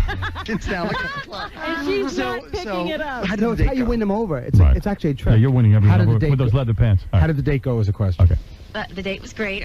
I came into his... Because it was all in the house. Because here's one pictures taken, Yeah, so he you gets can't go to a restaurant. It has to be done in the house. Yeah, so Nobu Sushi delivered a meal for like 4 people, and we ate almost all of it. It was great. Really? Yeah. It was interesting getting there though, because downstairs at the door, he has a fake name. Does he really? Yeah. Thanks for giving out everything. That's killer. Even I got to tell you, even See, that pissed me off. That's what was making me mad. But you know what? Even the whole. Why doesn't she give those details about the guy she's seeing? Oh, she won't even... Because she won't even give you his name. Talk about That's it. what pissed me off. Because you can get right into his house. Yeah. You know, Howard, you brought in the best food. Exactly. Right. You Nobu for Yeah, 4 people. who do you do that for? Exactly. Yeah. Just some friend sounds you like a I date. had crackers when I was over his apartment. It sounds like a Give me guy. break, Howard. It sounds like a guy who's I trying know. to. So why wouldn't I be mad at her? It sounds Then let's put it this way. Let's say I was hitting on her, okay? And I'm claiming I'm not, but okay, whatever. Let's say I was hitting on her. Don't hit How come on me. How come she's quiet about everything else? But with me, she's busy blabbing to Chauncey everything I do. Because people care about you. They don't care about the guy. Oh, yes, they Give do. me some credit. I'm a good interviewer, Howard. Oh, No, come on, no, Chauncey. stop, I get no Chauncey. credit. The only time that you are a good interviewer is when you talk about me. Hey, Howard. Yeah. Did you guys drink wine or anything? No. Come on. Okay. I'm lying to you. right. No, we did not drink wine. Well, you know what? John knows. You don't go to Nobu for just some girl. You got the best restaurant and ordered way too much food. I have sounds Nobu like. all the time. No, but I'm saying to the I listener, eat it all the time. It sounds like Right, you I know ordered. what it You sounds gotta like. understand, This is a girl who came to your apartment. He pulled out the Nobu. Right, And she's right, impressed right. by the money and the fame. Robin. So I feel like a total tool. He had Nobu delivered. Yeah. That's right. That's what I'm Because saying. you don't want to be From saying- way far She away. is like, oh. If I it do was- it all the time. If it was innocent, you would have been at Nobu. But If it was again, innocent. it's not like Nobu's around the corner. They had to truck it all the way up. I eat Nobu whether she's there or not. But she doesn't know She that. doesn't know that. I know. So to her, But he's saying but Chauncey's saying if it was innocent, you would have. You would have gone out to a restaurant. You would Right. then came back and watched Right. the show. Yeah, I know. The only But thing you that's- want to know something? I didn't want to go to a restaurant. Because it would look bad. Like Wrong. you're dating your co-star and there's something... Well, there's some of that too, but also because I eat dinner around 5 o'clock. I'm in bed by 8 o'clock. Ask her. She came over, ate dinner. We watched us under the beach, and then I said goodnight. You got to leave. I got to go to bed. Did you drink any alcohol? No. Did you kiss her on the cheek? How'd you No. say goodnight? No, just say goodbye. Shook her hand. Shook her hand? Doesn't No, make any just say sense. goodbye. Doesn't Like make it's any like you'd say to a friend. Did Goodbye. sex ever go through your mind while No. you were sitting there? Come on. That's insane. I don't believe that. Come on. Yeah, I knew it was going to happen. And you're single. It did not happen. not having it go through your head. Yeah. That's gay. But I That's told gay. you that's why I got so mad at her for this interview, because it makes me look like a tool. Chris, you're on the air. Hi. Howard. Yeah. Hey, crowd. Chris. Hey, I know she's a beautiful girl, but she sold you out, man. Absolutely. You got, She you gotta get rid of her. definitely did. God, She definitely God, did. She definitely you sold me gotta out. Hold some new auditions, find somebody else, because she's using Nah. you to promote herself. I You know, wouldn't I'm fire somebody for that, because then I'd look like more of a tool. And you know what the problem is, Howard? Yeah. Howard, And now if I wanted to fire, I couldn't. if you're You know telling... why I know this is great? Because if somebody was telling us this story about Sylvester Stallone, Right. we would be all over It is. It's great. Exactly. Exactly. And I'll tell you where else you lose, Howard. So when I heard it, when Chauncey gave it to me, I said, damn, I look like a real tool. Hey, and, Howard. and Lila definitely sold me out. I agree with Chris. Here's where you lose. Yeah. You She lose. sold you out, man. She, Yep. she let you out there hanging. Absolutely. And, that was it. If you're Hey, Robin, good morning, Robin. You're beautiful. I love you. Absolutely, Robin. You're Howard. beautiful. Yes, go ahead, Fat Tony. He never got Hey, the no Howard. from me. Yeah. Let me explain something. You need to be pissed off at Chauncey. Chauncey's the one who broke the male code of honor.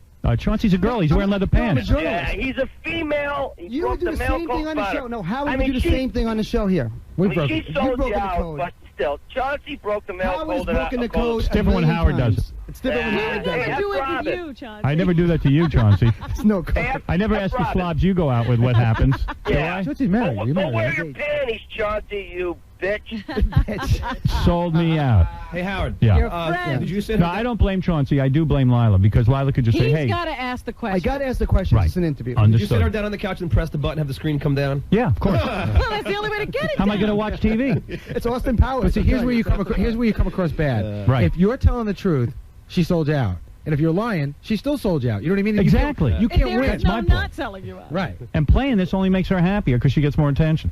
But I'll play it because it's good radio. Because people know where he lives, and he's Yeah, you gotta be careful. crazy things happen. Yeah. So he's got a fake name. She goes, people know where he lives, so he has So a let me fake name. tell everybody how to get to it. So let me tell your radio show audience how to get in. I'm really pissed because I don't know that name. And I'll tell you, I pulled back a little bit. I don't think I was as aggressive as I could have been. You're a fluff. You're a Barbara Walters interview. Yeah, But he's getting an awful lot of information without asking a question. Yeah, in other words, that's the thing. You're not even pushing. I'm not even pushing. In fact, That's if you right. didn't interrupt so much, you would have gotten more. I know That's it. right. I know it. Yeah. It's true. You got nervous. She was blabbing so much, didn't you? I did. Yeah. I did. Is Mr. So-and-so available, or I'm going to visit him? They're like, and your name? Give him your name. This whole time I'm feeling like... Yeah, so I So have now she's thinking, yeah, this is the trick he does with all his Right. girls. Yeah. They have to come up and say this name, and I'm getting the eye See? from the people downstairs. Exactly. I sound like a tool again. Yeah. She's going, guess what he set up for me. He had his doorman say, give a different name. Right. No, like I don't have problems. You're so important. Yeah, I'm so important. I have a different name. But take a step back. Robin's right. Take a step back. Yeah. She has to say a special name to get in. Right. You ordered Nobu. Right. The screen comes down. Looks the house good. is way too big. You show her the bedroom. Right.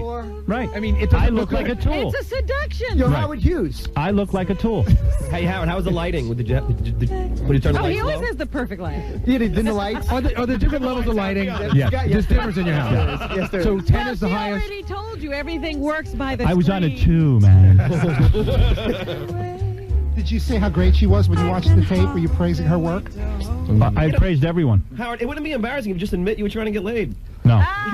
No, Wait a second. I'll admit I was trying to... Fine, I was trying to get laid. The embarrassing part is she went on the Chauncey Hayden show and gave all the details. That's Whether true. you don't, it's irrelevant whether I was trying. If I sit here now and deny that I was trying to get laid, it looks like a guy trying to get laid. Are there women who come on to you that you say, I really would rather not get involved, but you don't come and blow their cover? No, not at all. You know what the deal is? Howard I've turned down women since I'm single. But Howard doesn't want to be on the Ron Zimmerman list of guys who have to work way too hard to get laid. And be a co-star. And is that ethical thing involved? Exactly. Well, that's the whole thing. How'd you He get a got part? a show so he could date women. Right. I'm a very self-conscious guy. It's embarrassing. And it's embarrassing to like He's I'm dating the people he employs.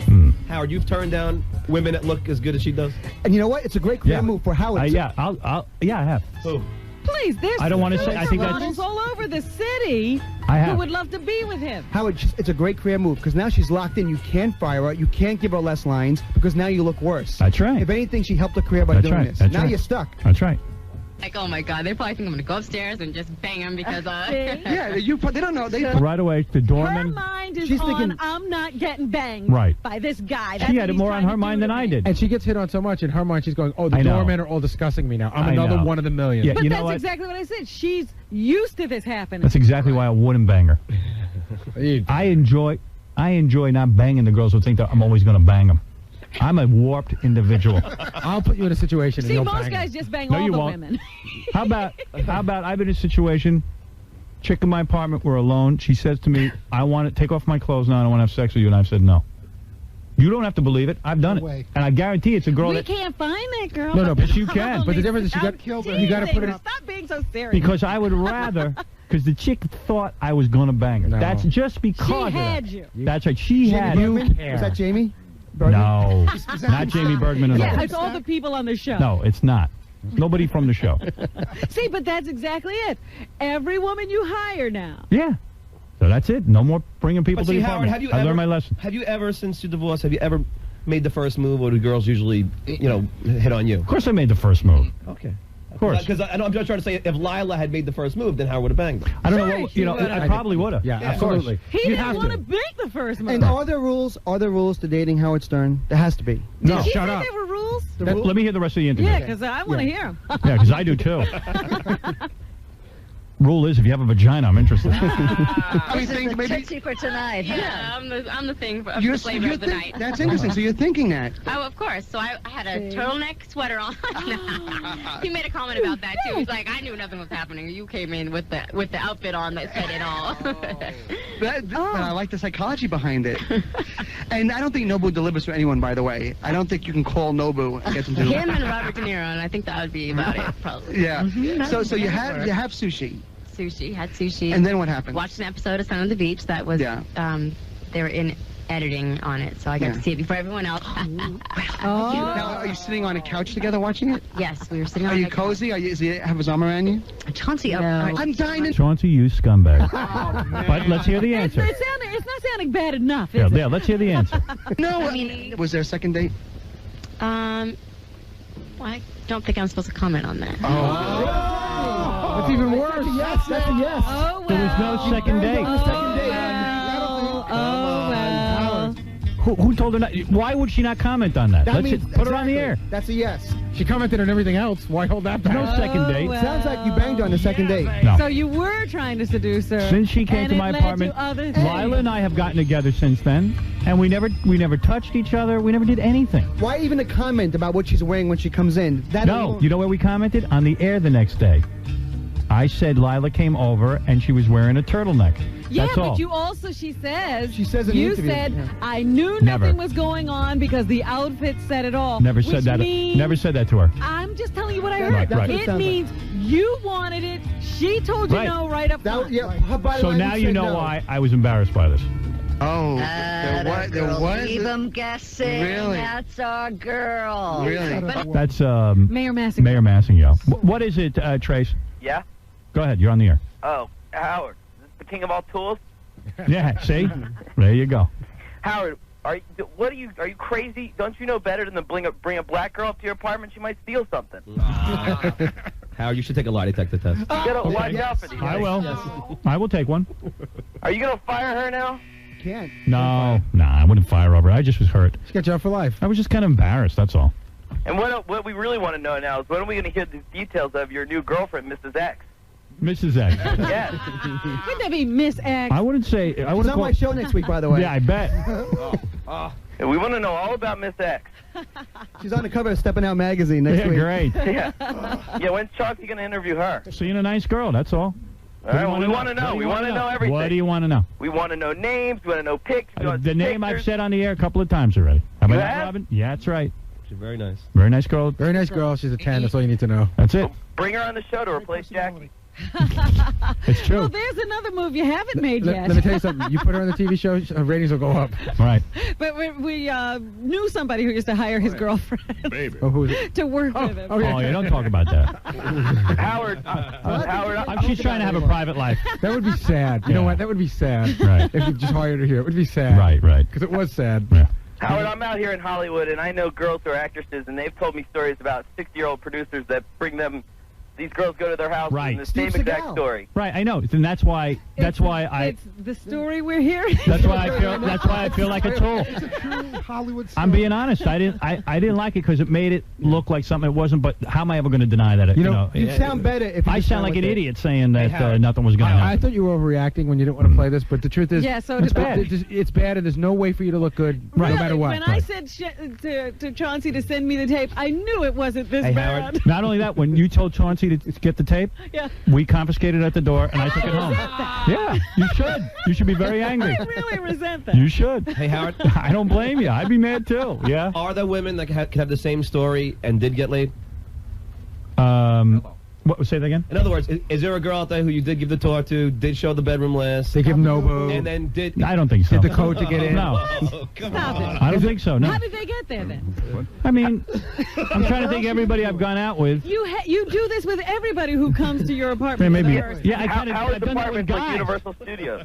I have invited Howard's people over for giving dinner. tours every hour. Yeah, right. If it's a bad date, do you change the code at the front door? If it's a bad date, do you change the code? No. Is there any chance at all? I'm getting hammered. It's a girl code. Lila works I'm here. getting hammered on my own show. Lila, hold on. Chauncey, Yeah. It must be a girl code. Oh. Lila That works way, for you know, you. you have the regular code and the girl code. Okay. Yeah. Lila works for you. Is Right. there any chance, because Lila would never, do this because she works for you, is there any chance that I'm going to pick up the Inquirer and hear the same story by another woman? Yes. Well, not the exact. I mean, I've had people over and had dinner. Yeah, sure. By the yeah, way, you could hear that. Are the Dinner? doormen on retainer? My doormen are pretty cool guys. I mean, they know not to let any.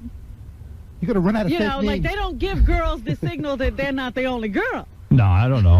Hey, I don't know what they do. I gave up a long time Have ago. her own special name, Howard, or is it like... No. I mean, come on, Any dude. woman- You're killing me. You're killing me. Any All woman who's I'm been on saying that... is, I don't know the code. Yeah. Howard, Yes, you do. Can I just say this? You know the name to give at the door to get in. Robin, you know why you don't know the code? You don't put out. You absolutely do. You've been over to my place. No idea how to get to you. Get out of here. Ralph, you're on the air.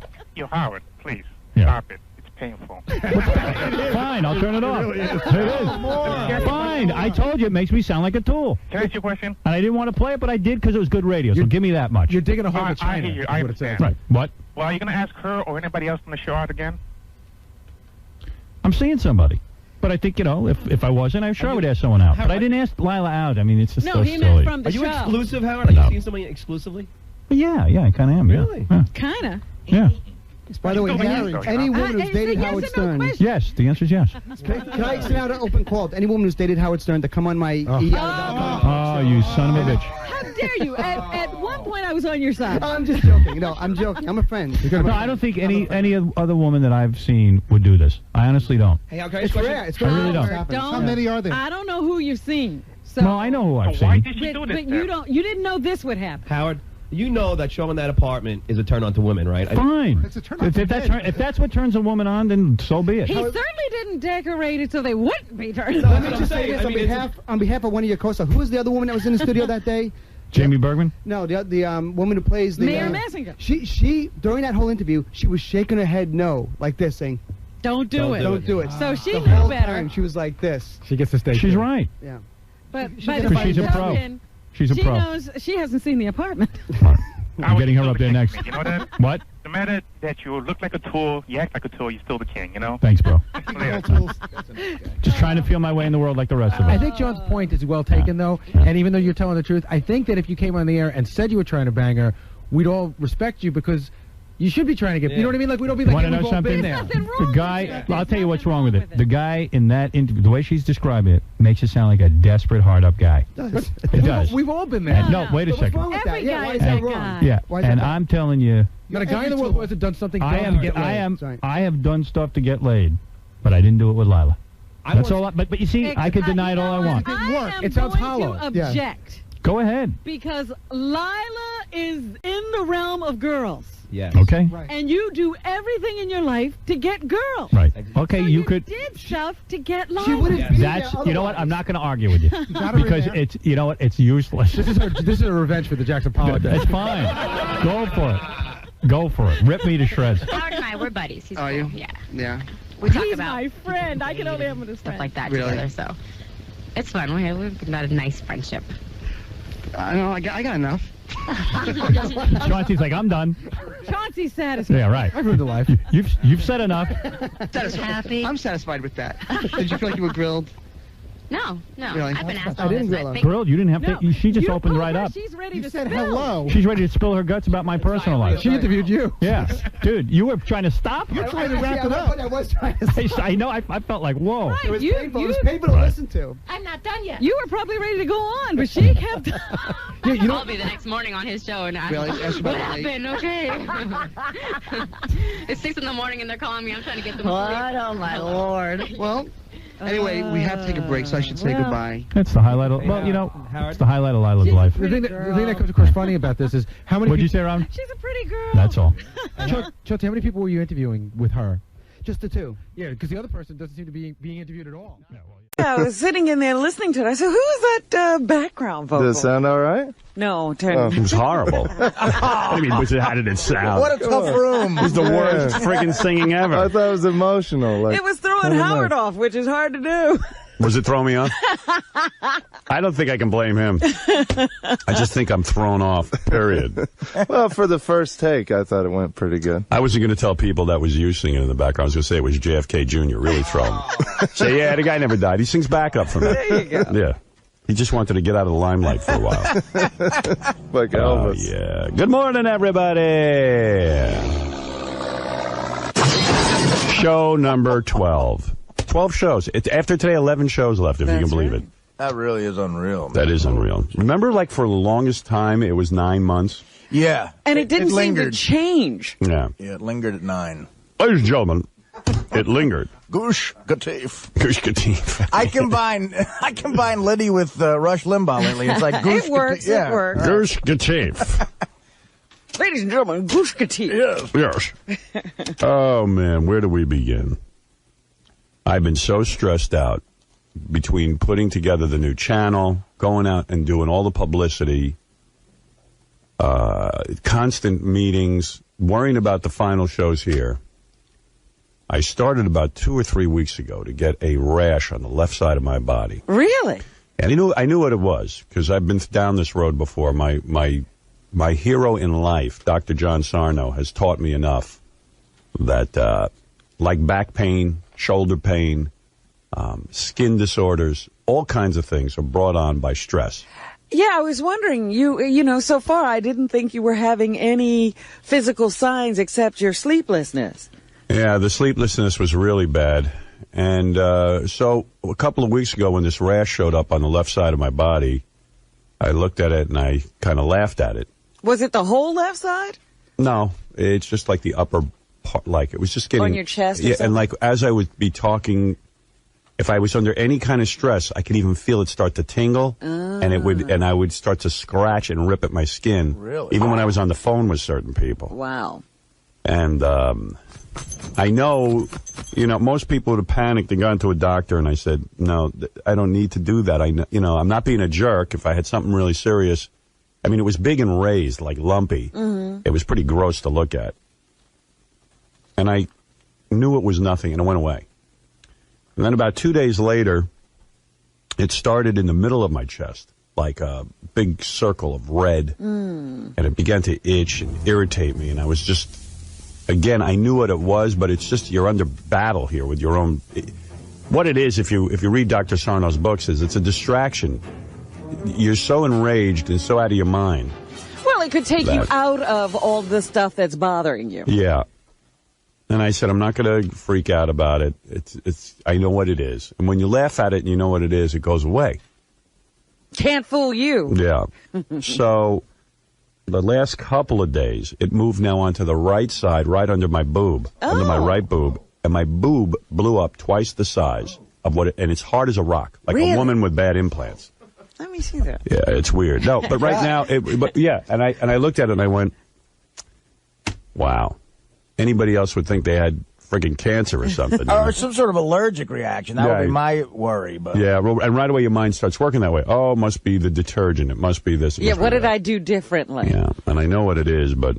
And then everyone was saying, oh, you should go to the dermatologist and blah, blah, blah. And I said, the temptation is to go, just to get it checked out, make sure it's nothing serious. But I know it's not. I mean, it doesn't move. Well, if it moves around like that, it's nothing. Right. It's a game you're playing with yourself. I know. And this goes on with me regularly whenever I'm stressed out. Yeah. And I had all of a sudden last night I was so stressed out. I was listening to Channel 100 and the news got on 13 minutes late. Yeah, I was going to say to you, I was finally in my car at a time when I could listen. Well, they were having technical problems. All of a sudden, everything started playing at once. There were like 50 things. Elements. Well, I blew my stack. Right. And I called Tim Sabian. I go, what's going on? He goes, the equipment here is not geared for live broadcast. And it's got, he listed what it is that's needed. He said some of it's operator error. And I blew my stack.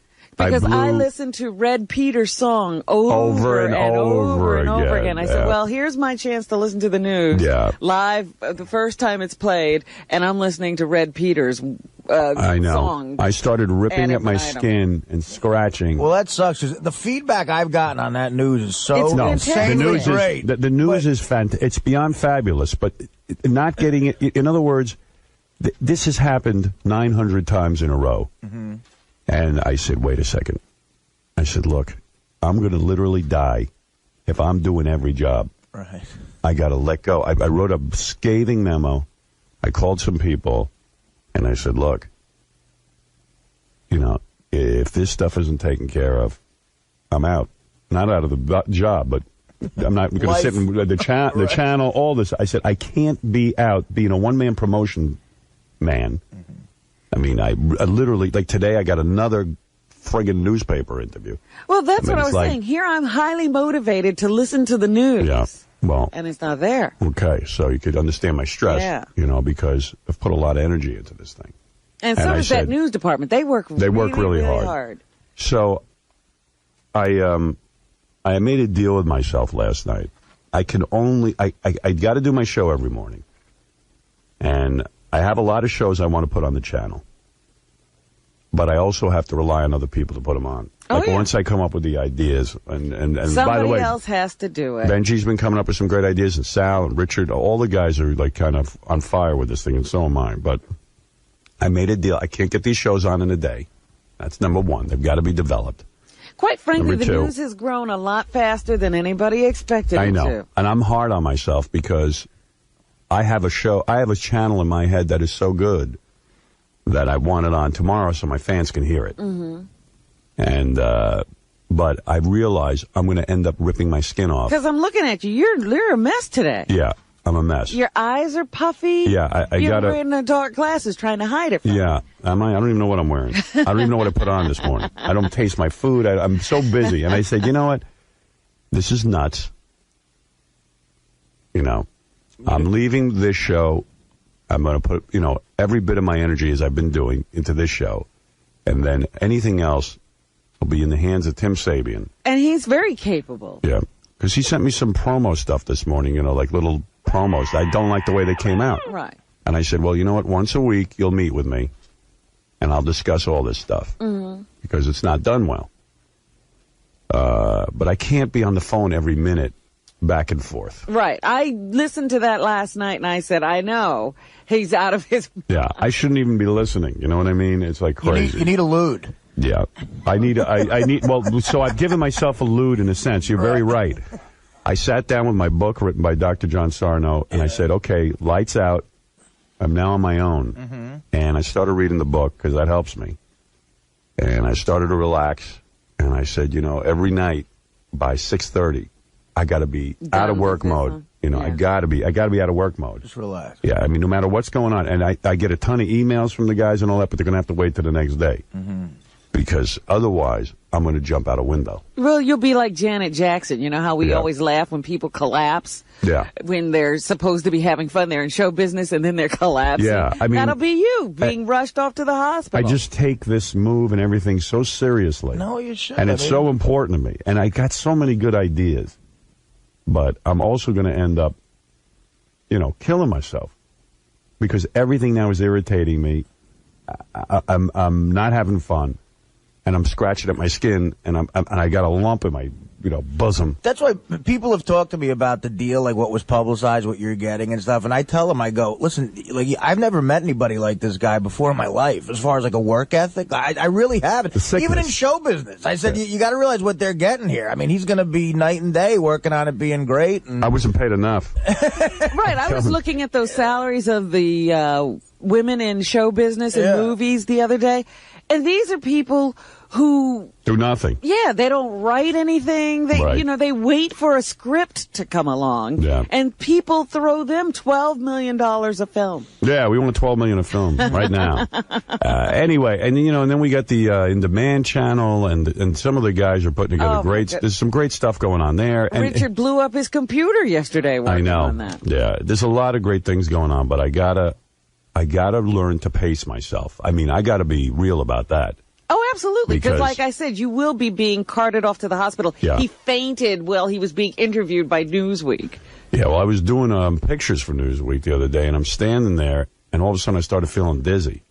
And I went, wait a second. I'm working myself to death here. Right. This is not going to do anybody any good, especially me. And I've just been completely aggravated with everyone. I don't want to be in a room with anyone, and that's just not good. And right away, the stories will come out in the newspaper. This was too much for him. Yeah, that I'm a dick because I treat people like crap. He's losing it. Yeah. Well, so I'm going to slow down. Be recognize that you're human. You're not Superman. I need some time at night. You're human. Last night I almost did what a chick does. I almost fixed a bubble bath or something. You know what I mean? But then and I said, wonder why women do that. Yeah, it's smart because it forces you to get in a tub of water and do nothing. Yeah. So I read my book. I ate a delicious orange that Dan Foreman sent me from Florida. This dude sent me a box of oranges. Oh, yeah? Boy, you don't get oranges like this anywhere. That effing Florida. I might retire there one day. Now I see why all these old coots. With all their old I don't care. As long as I'm eating those goddamn oranges. Yeah.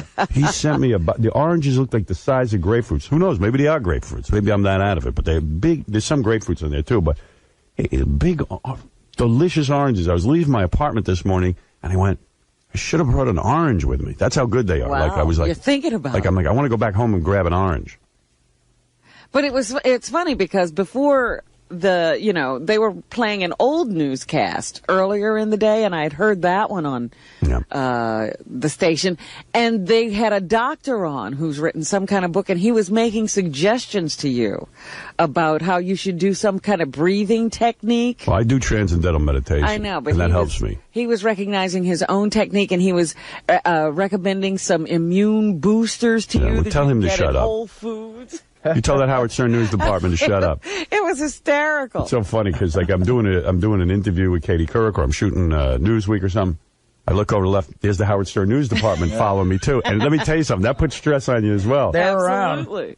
It's like you hire your own private 60 Minutes to follow you everywhere. Oh my God, everywhere. Like Beth called me yesterday. She goes, Howard Stern News Department called me, and I start to shake. I go, what do we do? Oh, I'm getting over to Thanksgiving week. Yeah, they called Dana and my mom a lot. They don't know what to do. It's nothing. They just want to know what we're doing Thanksgiving or something. Right, I get Mr. X like, they called me again. Mr. X is good on the news. Well, I've been listening to him. He comes and reports to me what he says to them, just so I'll be in the loop, he says. Sometimes I know he's joking, but the audience doesn't know I that. know. About you screaming out my name during sex. And I'm sitting there going, that's his humor, but, like, They called me and said, we have a big exclusive. I go, what is it? Robin screams your name out during sex. I go, no, she doesn't. Big exclusive. They're so funny over there because they take him seriously. Their big exclusive, though, was that Elliot Offit story. It was brilliant. Oh, yesterday. yeah. I love that. That was the best. Yeah. Where is that? Wait, I got a little bit of that. The part we like, where Elliot opens up the cab door and another car slams into it. Imagine we have that. Just pay the cab, Steve. Okay, Elliot. Because I'm getting out. Send us the evidence. Sal is attacking all women when he talks That's to me. what she said in the And email. that's what I don't mind an attack on me. Like I said, when he said Artie did something wrong, it was Artie did something wrong. When he says, something to me, it's like, know your place. Well, where would my place be? This week in Arizona. Howard's at the window. He sees Robin talking to Sal, and he's got this quizzical look on his face, like, should I go in there? And then he just left. He's like, so what would your advice to Sal be? I don't have any advice for Sal, because if I try to give Sal advice, because quite frankly, when I was talking to him on the air, I was trying to explain to him what a Google search is, which I don't think he understands. And I got, know your place. Shut up. Stop piping up over there. So I can't give Sal advice. Robin brings up a good point. Like, when you fight with Artie, why don't you tell Artie to know his place? Because Artie threw a CD at my eyeball. Are you still angry at him, Robin? I'm not angry at all. I didn't even know this was going on. And people are telling me. I said, but the worst thing to tell me is that I made you lose sleep, because I'll keep you up the rest of your life.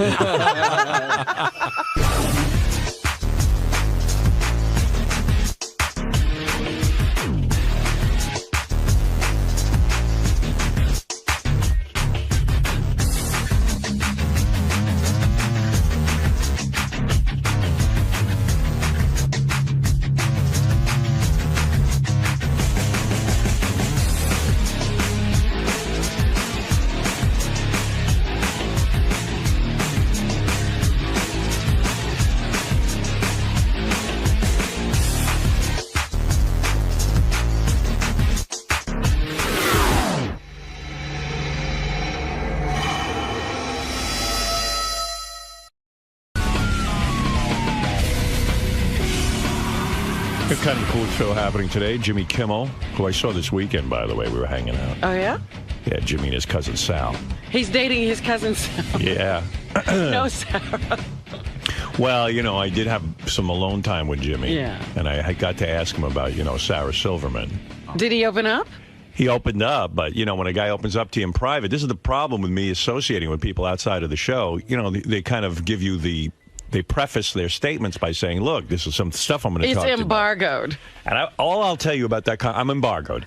But I'll ask him about it on the air, and we'll see how clean he comes. But yeah, but you know what? Do you really care more about Jimmy than the show? Fuck him over. Really?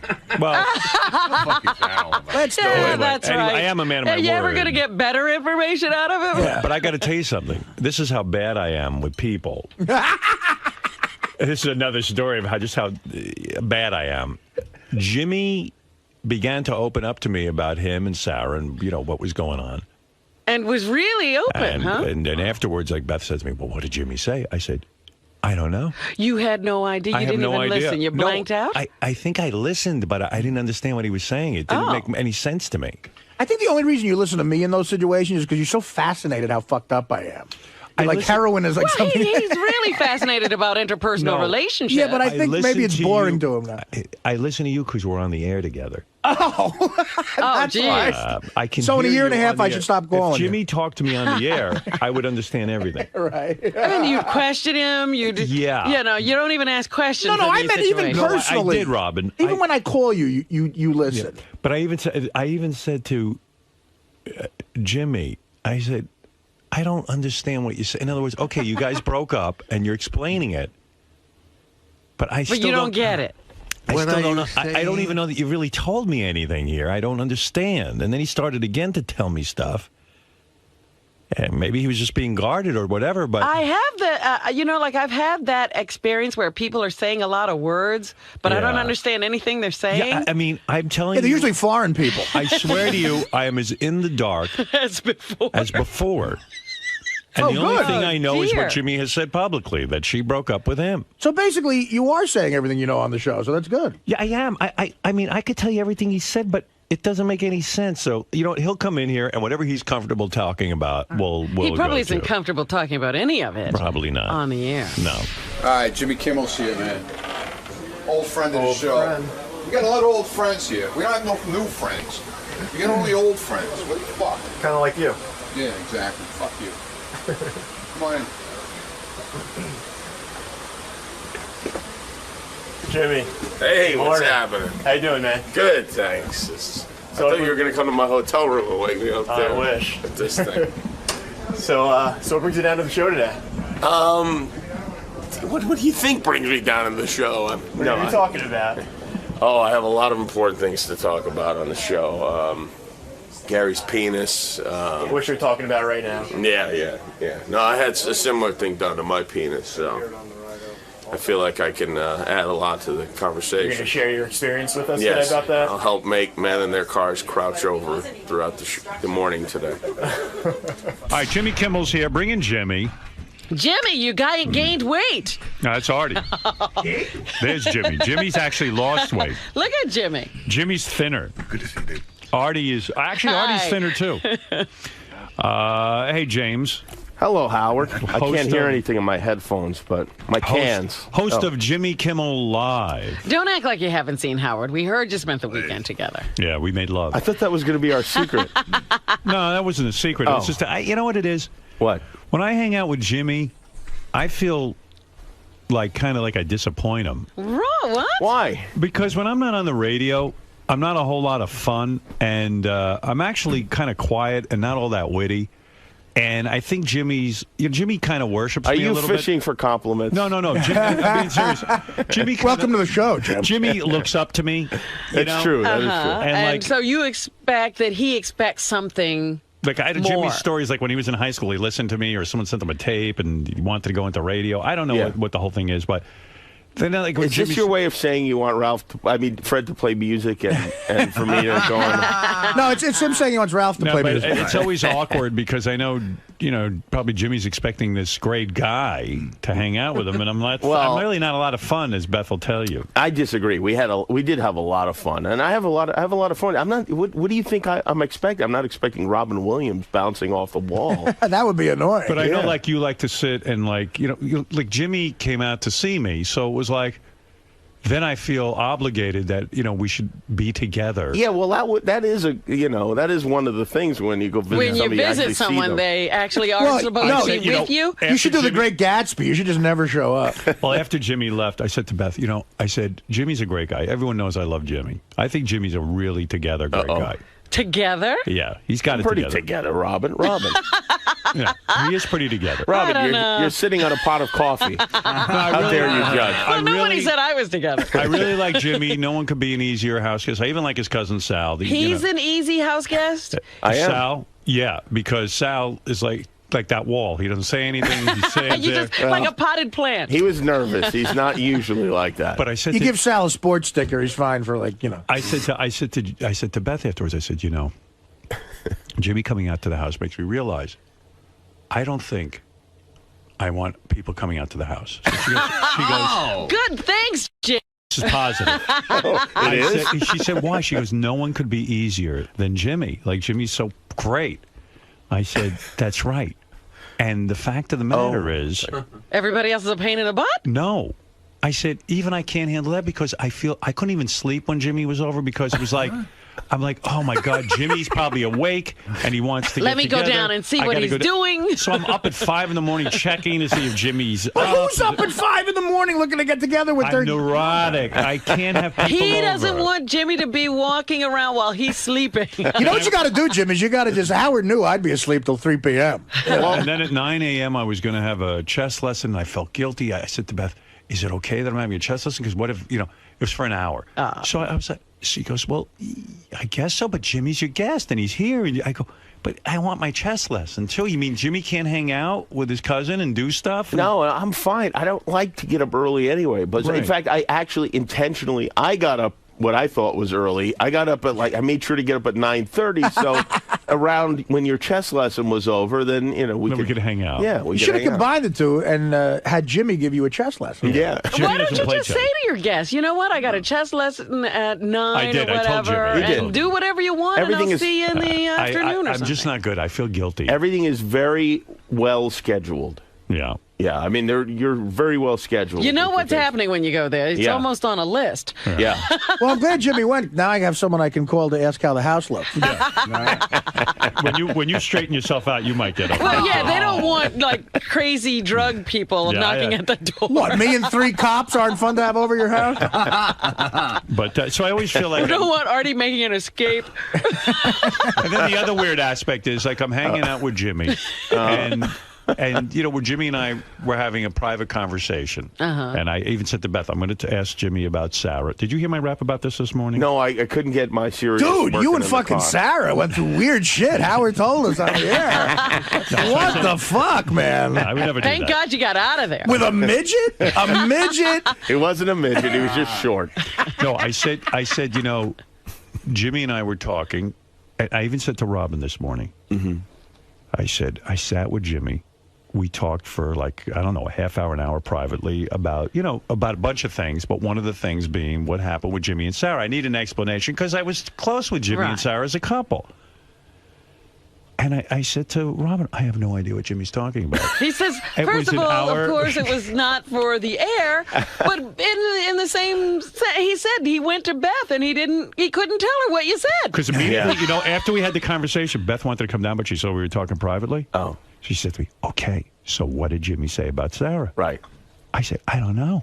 I don't know what the fuck he said. For Howard to listen to you, you have to work Howard into the conversation. Yeah, there you go.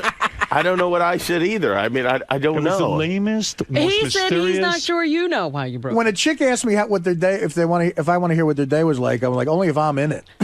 I wish it could have been more interesting, but No, it wasn't that it wasn't interesting. I just didn't understand. He said you were saying things, but he couldn't understand what you were saying. I don't understand what I'm saying most of the time either. So.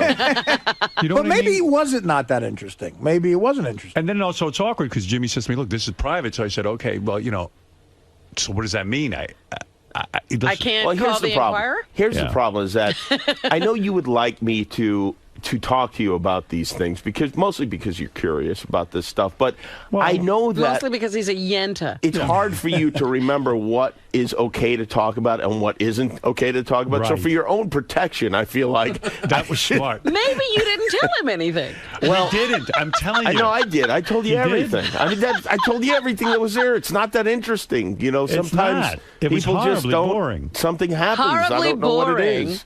It was terrible, actually. It's unpleasant, There was no but good stories. There were Nobody no had events. any great problems, like, they Was were the sex harboring. good? The sex was good, right? Yeah. It was, Yeah. I mean, for you. for me, yeah, it was. Yeah. The sex was good. You haven't checked with her? I think I could safely assume it wasn't that great for her. But the public thing was your juice? the public thing was that she broke up with you supposedly. Yes. Yeah. Both times? No, actually, I broke up the first time. She broke up the second time. Ah, see, that's something I didn't know. Yeah. No. Who's going to break up the third time? I don't think they're getting back together. Is it over? Howard we said have he the could rubber get match. you. Howard said he could get So, you two back together I can't. if you just gave him a little time. Now you think you can't. Well, he can't even listen to Jimmy talk about the problem. He couldn't stay in the room. No, I listened. I didn't understand it. I You didn't know what? want to You should interrogate her. That should be what you do because maybe you'll get more.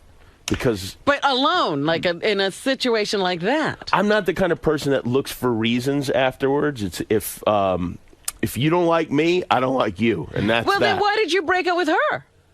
Oh, I don't even know. I just felt just depressed and just felt like that was something that I felt like that was the reason why I was depressed, and then I became then even more depressed After you broke up. after we broke up. Yes. You heard the music. I know. What's the music? Fred, you kill it with the music. He does. He does. I was almost on the hook. Yeah, I almost started crying. Wait, I missed it. What did you say? I asked, so he broke up with Sarah the first time. Yeah, so you're getting more out of him than I did. You needed me I told there. you that. I know. I know. Well, now that Howard's listening because it's on the air, No, I listened. I really did listen. And he I said I could tell you everything he said Wait a because he minute. didn't say anything. I'm Yeah. going to tell you what he just said. Yeah. So he was suffering a depression. Right. He decided it was the relationship that was depressing him. He didn't tell me that. He broke up, and then he got more depressed. Do you so understand? that's You why missed he, him. More or You less. missed it. Yeah. More or less. Do you understand how bad that sounds? Like men want to have the perfect woman, and in a sense, Sarah is beautiful, and she's funny, Talented, she's smart, funny. Oh, my great God. conversationalist, and we still get bored. This is what happens. It's not even bored, really. But you're right, though. Yeah, it is. It's troubling because you think, oh, if I can't stay in a relationship with this person for a long time, Right, that's- Then there I isn't can't anyone. do it. Yeah, Right. And that's what starts to depress you. yeah, exactly. And it's starting again right now. Is it that you think the two of you are just not in love with each other anymore? Like the love left? Well, they Yeah. were in love at your Yeah. wedding.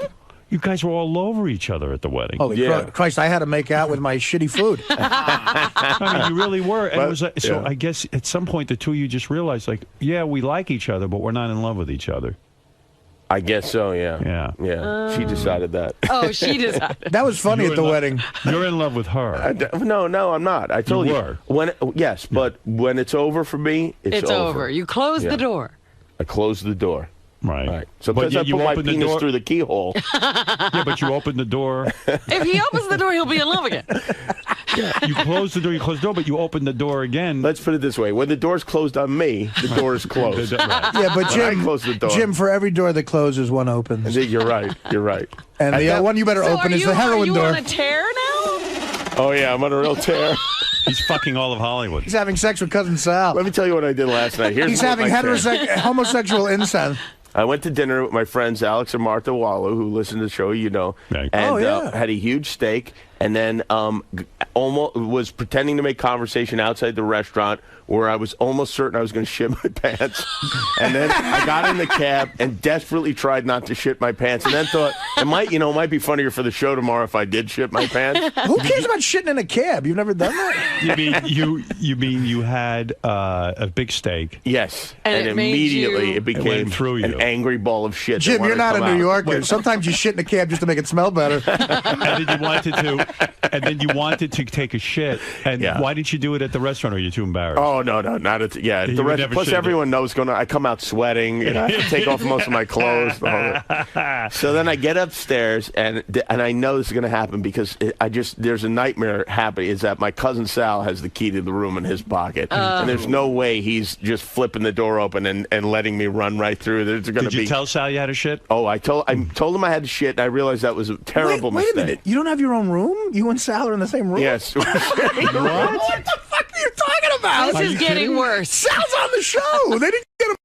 Well, they didn't. They didn't fly him here. They tell you can bring somebody out with you. Jim, that is fucked. What are you doing? Well, the truth is, I brought two people. I brought Jill Lederman, our producer, so she had a room, and then Sal and I stayed. We don't mind. We like staying in the same room. Holy mackerel. You really aren't in show business. I guess not. Really? Jim, they used to get everybody at Mad TV their own room. I'm not on Mad TV.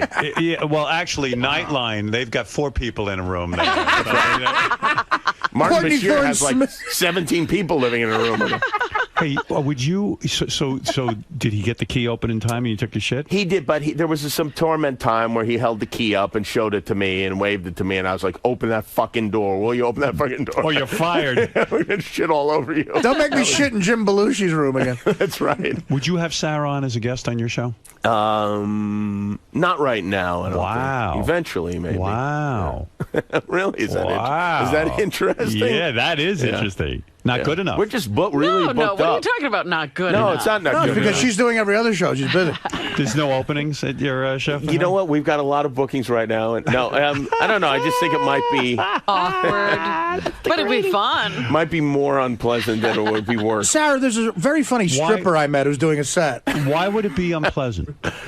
Well, why do you think? Because but she was, listen, when you were going out with her, yeah, she was on the show like every week. Well, not that much. I but mean, yeah. a lot. She was like your brother Theodore. And now all of a sudden there's no presence of her like she was doing the. Well, I'm it's not fucking like Matt people Damon. like, where is she? I mean, she was on maybe twice a year. I mean, it wasn't like Is that she true? was, yeah. Oh, I didn't know that. I thought it was more. But she was No. on in the time that you two got back together. Yes, she was. Listen, I've been on 5 times, and twice when I was on, Sarah was on. Jimmy's going to hang out with us all morning. He's going to be here for a while. Ben Stiller is waiting in our green room. Oh, he is? Yeah, so what we'll do... What he's saying is a bigger star has now... No, Jimmy's hanging out, being part of the show. He'll be here during the Ben Stiller You interview. can sit there while Ben is... If Ben Stiller's sitting here and Adam Sandler comes in, we'll have Sandler. That's Jimmy's cousin, Sal. Oh, this Hey, is the guy you everybody. spent Good guy. the weekend with? Yeah. Fantastic. He's a nice guy. I was a little worried about him, but he's a nice guy. Sounds very quiet, yeah. He's another Tom Cruise lover, this kid. Hey, Jimmy. Yeah. What's going on? Now, do you have to leave? I think I have to leave soon because I have to do Regis and Kelly. You're doing Regis and Kelly. Without Regis. Sans Regis. Yeah.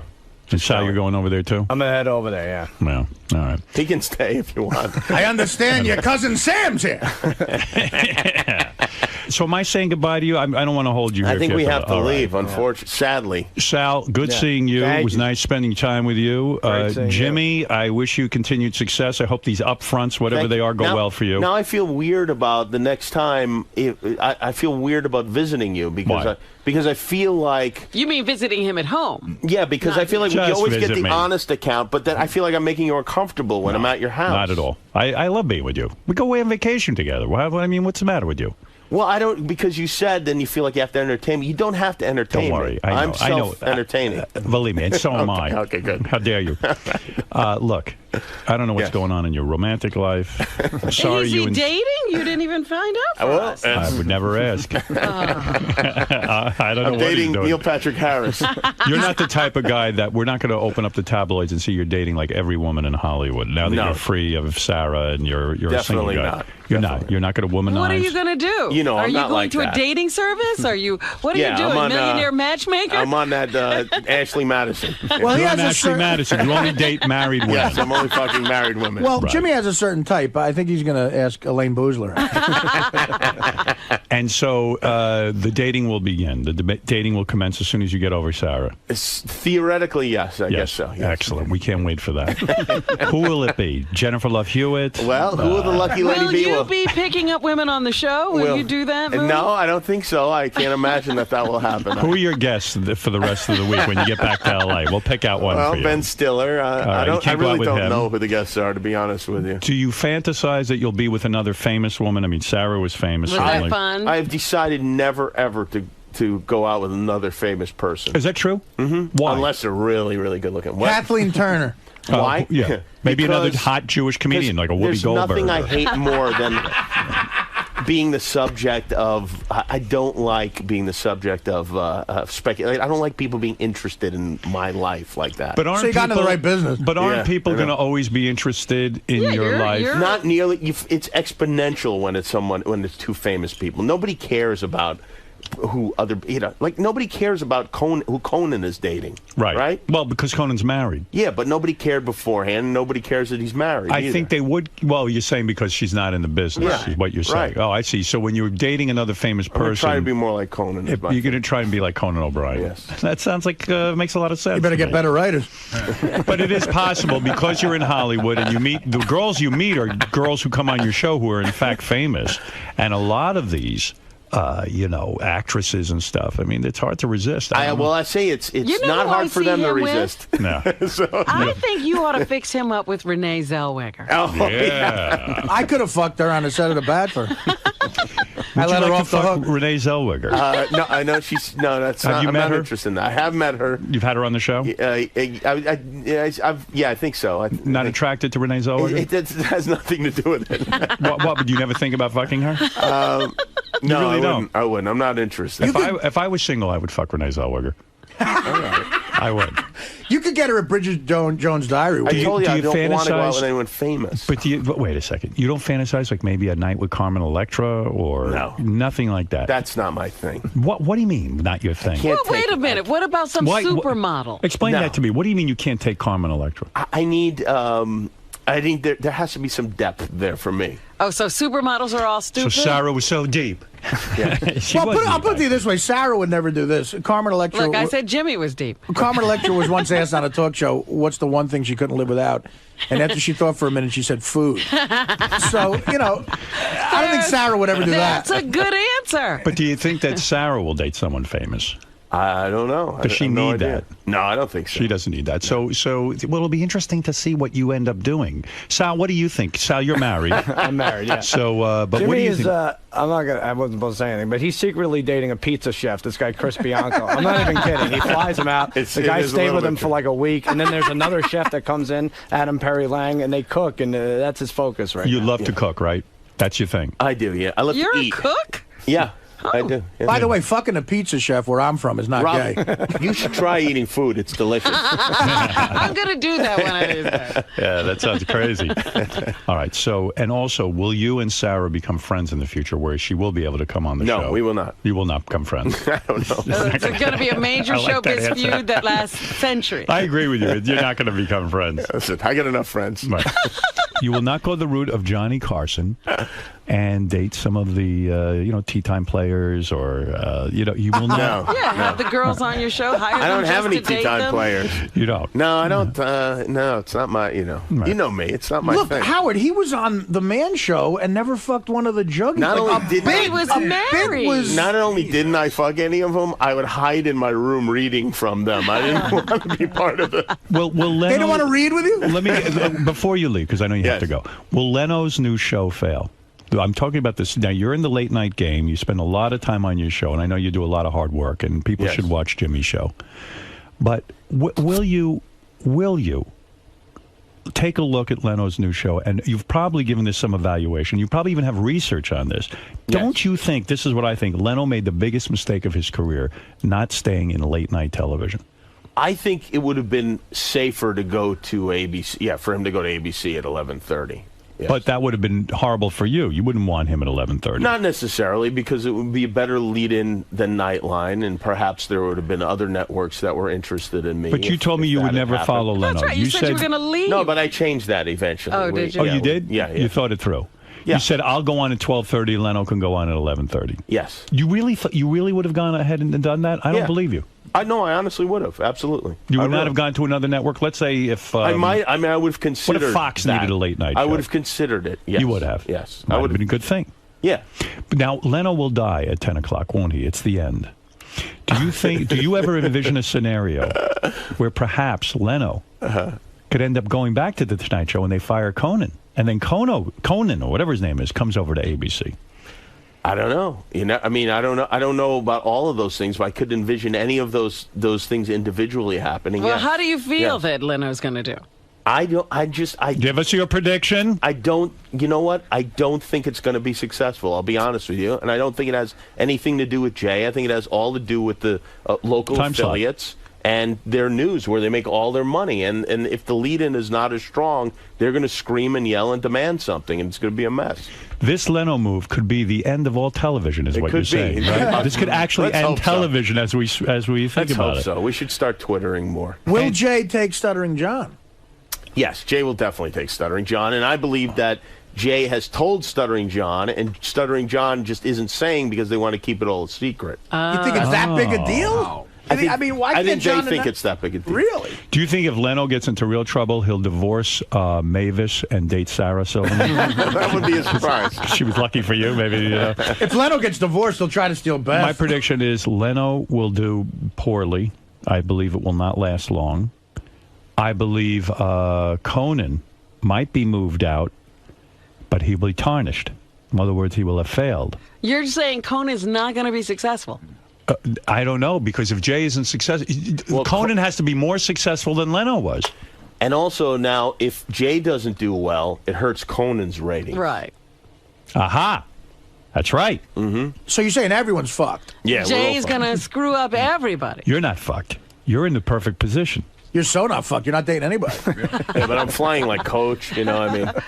You're shitting in front What of is Sal. it, Ralph? Quickly, because Jimmy Kimmel has to leave here. He has a very active This is never life. a good thing when Ralph calls, I know. Well, Jimmy, I love you, but I don't understand. That's great. How come you're not out there getting laid and going crazy? And you know, like I know you're straight, and so like, why wouldn't you want to? Like, do you want to have conversations or something? It sounds like. Well, Ralph, I'm not that type, right? I mean, I think you would have gathered that about me by now. You're not a pig. You're not a sex maniac. It's not like you got to go in and just pick up some floozy and every night, but like Jimmy, you should be vomiting at Howard's house. You got to live it up. I told Sal to vomit at your house. Hey Ralph, what bits has Jimmy ripped off from Howard lately? I've been ripping off Jimmy lately. There you go. Have you seen Stuttering Sal? All right, Ralph. Jimmy, but really, I mean, you think Jimmy should be banging the hottest chicks in Hollywood? Ralph, give me a little time. Give me a little time. I need to. Right. Maybe you need Ralph to help you with that. Yeah. All right, thank you, Ralph. Jimmy's got a huge TV. I do have the biggest TV in the world. I haven't seen it. Tom Cruise and his mom out. You're going to be. Can you tell the story real quick of why, like, that thing that you did to Jeffrey Ross? What? You know what? I think we'll miss the Regis and Kelly show if we tell it, though. I don't even know what he's talking about. I told you about the prank he pulled on Jeff Ross, Sal. Oh, right. Yeah. I told him we get a heads up ahead of time who's going to be voted off. So I texted Jeffrey Ross on Dancing with the Stars. On Dancing with the Stars. Sorry, I said you're safe, and he said, "Are you sure?" And I said, "Yeah, I'm sure." But Jeffrey was really into it and in love with this girl, and then on the air, he was pretending to be nervous the whole show, like he didn't know he was going to. And then on the air, you see him when he gets eliminated. He goes, We lost? I had inside information. Oh, that's great. That's right, because you guys get tipped off who's going to be losing Dancing with the Stars. Nobody thought we did. Oh, he thought you did. I get it. All right. Thank you, Ralph. You're a fascinating phone call. Sal was trying to kill the odds. You know, he was betting on Dancing with the Stars. All right, listen, Jimmy, I'm not going to hold you any longer. Thank you, Howard. Jimmy Kimmel. We had a beautiful weekend. Thank you very much. I love you. It's always great seeing you. Yes, and anytime you're around, I want to be with you. And Sal, you too. You're always welcome. All right. The great Jimmy Kimmel and Sal, his cousin. Sal, what's your last name? Do I have one? Icono. You don't use that name? No, I do. Yeah. You switched it to Kimmel? That's the way Opera Man says icon. That's right. And so there it is. You set the bar pretty high for Howard's house guest. You said you were such a good guest. You know, I'm very. I was raised well. I clean up after myself. I keep quiet, and people seem to appreciate that. I think the great thing is Ralph really set the bar so low that by puking everywhere. Yeah, and I appreciate that he did that. I really do.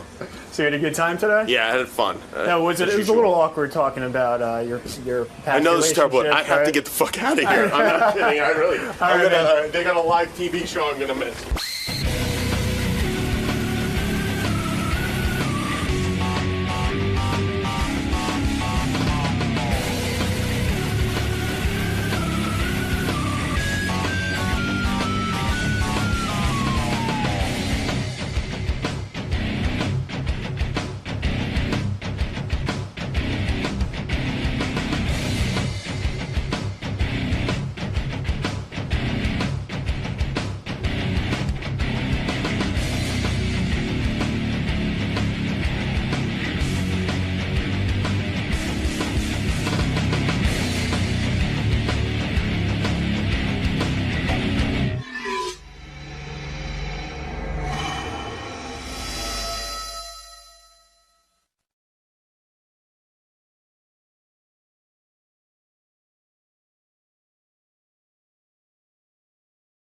I really am. Nah, I kind of am. I'm kind of done. I mean, I love it here, and I love doing the radio show and all that stuff. But I think after a year and a half more worth of shows, it's time for me to sing my swan song. You know, and some things are starting to bother me, and I don't want it to get ugly. Oh. You know what I mean? There are things around here that are bothering me. I see. And I'm not the type that complains to people, so I just let it brew inside of me, and then I just leave. But, I don't know. Stuff bothers me. Stuff bothers me all the time, but I don't know. It's enough already of me. Well, David Hinckley just had to change his article. Yeah, well, I don't know. You know, it's like Jimmy said to me over the week. He says, "You got to stay. You know, it's so great. The show's never been better. Blah blah blah blah. You guys work so well together." I said, "Yeah." I said, "We do." I said, "We're good at this, but how much longer can you keep doing this thing?" Well, here's a rap that everybody gives me, and so I'll ask you now. You'll be fine doing nothing. Everyone says, "Can Howard get?" You know, people go, "Howard, I know his personality. I listen to him. He's a personality. Can he stay home and do nothing?" Well, he won't. Doesn't have to do nothing. You know. No, there are things I could do. I could straighten the pillows. I have to have a meeting. I have meetings about everything. You know. I guess I am the I am the leader of the show, so I meet about everything. My meeting today is with Gary, Laura, my assistant, and Tracy. Because something set me off. Carol Leifer, who was our guest the other week, sent me a box of chocolate. So, I get a list of things that were sent in. So now probably that's a week old or something, or, I don't know how many days old. It came in last Wednesday. Last Wednesday. So I got word today. So, I got to put a system in place where somebody back there goes, oh, Carol Leifer was a guest. She sent Howard a personal note and a gift. It should go right over to Howard. Right. In other words, we're not going to go through the usual system of putting... If someone's got to be... A week later, it'll show up at Howard's desk. Somebody's got to be a little bit on top of that so that I can get and then I want to figure out how I can get a note to Carol Leifer real quick, a personal note. Like maybe I dictate it to either Tracy or Laura, and they... I don't know if any of them... Laura takes dictation. I just go, hey, Carol, thanks so much. You were great. And then right away, it gets acknowledged that we got her box of chocolates. Because that's really nice of her to do. Doesn't fall into the black hole of, wow, I wonder if my gift got there. Yeah. So then I called Laura last night. I said, how do we get this done? I said, let's have a conference call. Because if I don't conduct it, it'll never get done because no one takes it seriously. Well, we would take that. See, we would take that seriously. But Gary, how many years we've been doing this? 20-something years. Right, but we have nobody can figure out that, like, when Carol Leifer sends something, that I should know about it pretty quickly.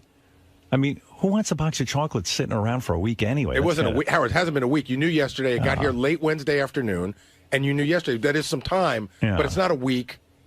I don't know. And then, like, it's sitting in your office. And, like, who opens the mail? You? No, Tracy opens the mail. Right. She logs Tracy says you get the box of chocolates. No, that's not true. That's what she said. Tracy opens up all the mail. Yeah. She logs it in. So it's, Carol Leifer sent this, right. And then everything comes through me just so I could see it because some things I put in your bag that day. Right. Some things I just need to know that you're getting, even if you don't take them. I need to know that somebody sent you a screener, whether you saw it or not. Okay. I need to know that a book came, so when they call, I can say, yeah, we saw the book. See, I know I'm going to have a meeting today, and I'm never going to get to the bottom of this. I'm already zoning out. Having the meeting, yeah. I'm already zoning out.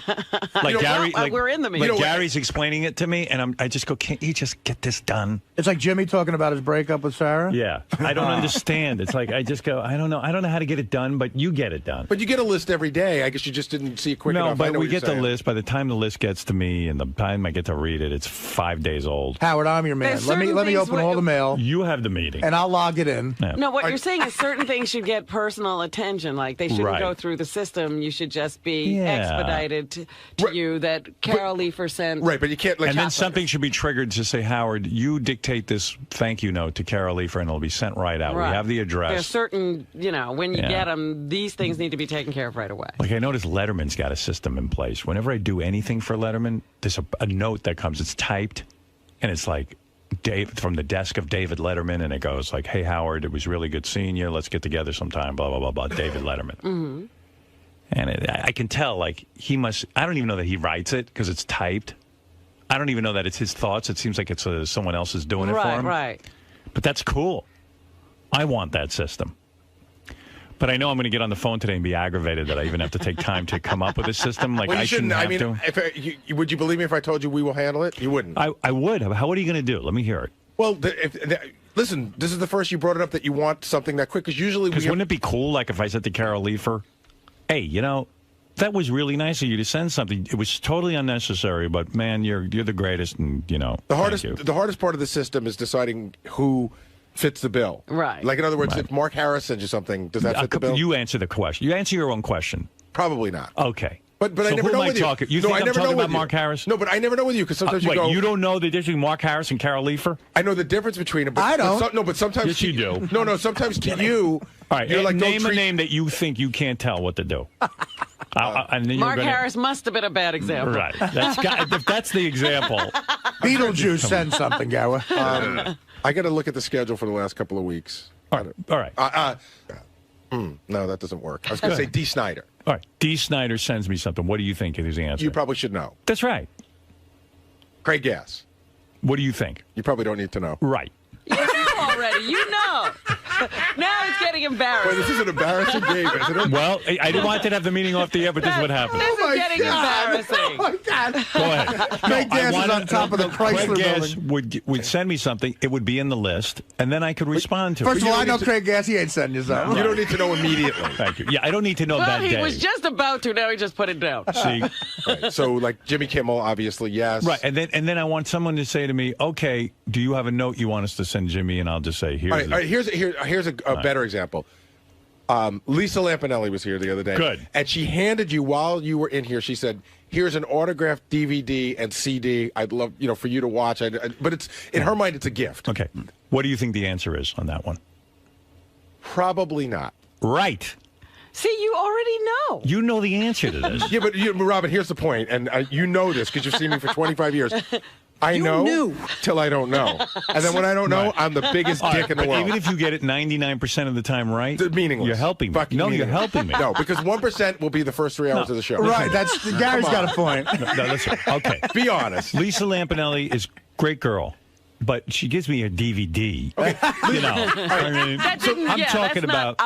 Lisa Renna. Go ahead. Sends you her book. Go ahead. Hey, Howard, it's with a note. Howard, you're great. I think she sent the note something like, I couldn't wait for you to have this book. I think you're going to love it. Okay. Is that a gift or a promotional item? What's your answer? What do you think? I think it's a promotional item, but she sees it as a gift. We know that. And you'll put that on the list, and if I want to write to Lisa Renna, I'll write to Lisa Renna. Even though she sent you a personal note? Exactly. Okay.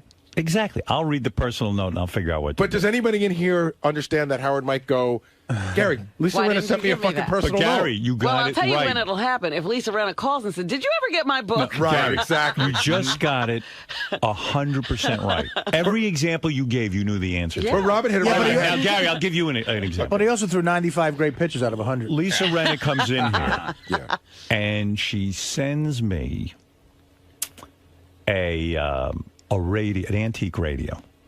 That's a yes. Ah. Okay, I got one for you. Okay. I go. Fran Drescher used to come in all the time. And Go then ahead. after she came in, I'm going to send you a gift. And she would send you those fucking croutons. The pasta and the croutons. Right. It's a gift. Howard, I am sending you croutons because you're a good guy. Okay. What do you think? I think no. Exactly. You know exactly what I'm talking about. I'm sending you croutons. She's sending me the croutons, so I'll talk about them on the air. But, okay, Fran Drescher comes in, and she's on the air talking about she just bought a Kindle, and she thinks it's the greatest thing. So then you get a personal note in the mail from Fran Drescher, and it says, Howard, I love being on the show. I want you to try a Kindle. I went out and got you one. That's a yes. That's a resounding yes. Here's so one. There you go. I got one for you. Go ahead. Okay, this is a tough one, but go ahead. Remember, I bet you it's not tough. Okay, remember the comedian Bobby Slayton? I remember Bobby. Bobby's wife owns a kids' clothing store. Right. Right. He sends you a box of clothes for your kids. Go ahead. So the answer. What do you think? Well, now it's tough. Tell me what you think. The answer is it's a yes, gift wise, but does Bobby make the cut celebrity wise? Now think about it. He's promoting his wife's clothing line. But it's still a big do you box. think there's a real rush for me to get to Bobby Slayton on that one? Yeah, but I'm sure your daughter's favorite designer is Norma Slayton. Yeah, exactly. Come on, Gary, what do you think? That can wait. Teddy Slayton. In other words, I'll get a note out to the guy, but, you know. All right, but that's a tough one because he is a celebrity and it was a box of clothes. Right. You know what? That box of clothes is going to end up in a garbage. Let me tell you something. There's two things I'm that going are to give it iffy. to charity, which is 99% of what I do around So here. I'm gauging the level of the celebrity and the quality of the gift. The only one you got wrong so far is Carol Leifer's chocolates. That's it. Which started this. The real one. There's two things. There's two things that are iffy: whether or not Bobby's a celebrity and whether or not those are clothes. Right. Gary, you missed one very important aspect. If Howard was single, you give him anything Lisa Renna said. Right. Tracy. Oh, when I was single, it was terrible. Gary and I had meetings about that. It was so embarrassing. So uncomfortable, Howard. Really? When I was single and there was a hot chick on the show and I wanted to go out with her, I would somehow say on the air, hey, yeah, you know, you should get me your number. And then That's a good code. And Gary would walk in, and I go, Gary, did you get the number from her? And he goes, you wanted me to get the number? I missed the signal on one very important person. Yeah, he missed a lot of signals. And Howard goes, because I remember Howard goes, you got the number? And I go, you were serious? Because what the fuck is wrong with you? but get the number is like if Joe Girardi's steal sign was, look, steal. I felt bad, too. Artie, you go in the green room and get a fucking number from somebody. No, look, listen, Teddy tried it for me a couple of times. It's embarrassing. But Howard, can I ask you a question? And the problem is, nobody's going to say no to giving you the number. Well, first of all, they're giving me the number, so that's already creepy. Yeah. But they're giving you the number. Say no. You don't know whether they really, you don't know whether you're forcing these people to give you a number or not. I was too busy or lazy to date, so it was a perfect dating opportunity. Absolutely. If I could took full advantage. If I could do everything on the air, I was fine. It was like, wow, this is cool. I'm on the air. I met a nice, attractive girl. She said something about her phone number on the air. After I badgered her. I have a phone number. Yeah, okay. Gary, did you get that? I have a phone, Howard. Do you own a phone, or are you a heroin addict whose money took away their phone? Gary, well, you don't want my number. Right. But, Howard, let me ask you a question, because I think the fans are interested in this. Yes. In that crazy time you said you had, sort of womanizing. Yeah. How many girls that were on this show did you bang? I don't know. That you met on the show? Not a lot. Okay. Like maybe... Under 5? Yes. All right. Right, Gary? I got 3 in my head right now. I'm telling you right now. And I got one in my head that you don't even know that I know. Let's double that number then. All right. It's like a drink. It's like a chick telling you her weight. I don't think there was a lot, honestly. Gary, I'm talking about that he met for the first time on the show. Well, there's one that jumps to mind for sure. There were a couple I'm thinking of I was working, but I never even got around to. Yeah? Either they just didn't like me that way. That happens sometimes. Yeah, maybe he might be right. But there are 3 that I'm thinking of. Yeah. I don't know. And I'm not thinking that hard. I wonder what 3 you're thinking of, because you should write them down. 2 for sure. Write them down and hand them to me. I'll give them to Howard. Yeah. Yeah, don't even write it You know down. what? You know what? That's water under the bridge. Exactly. Yeah.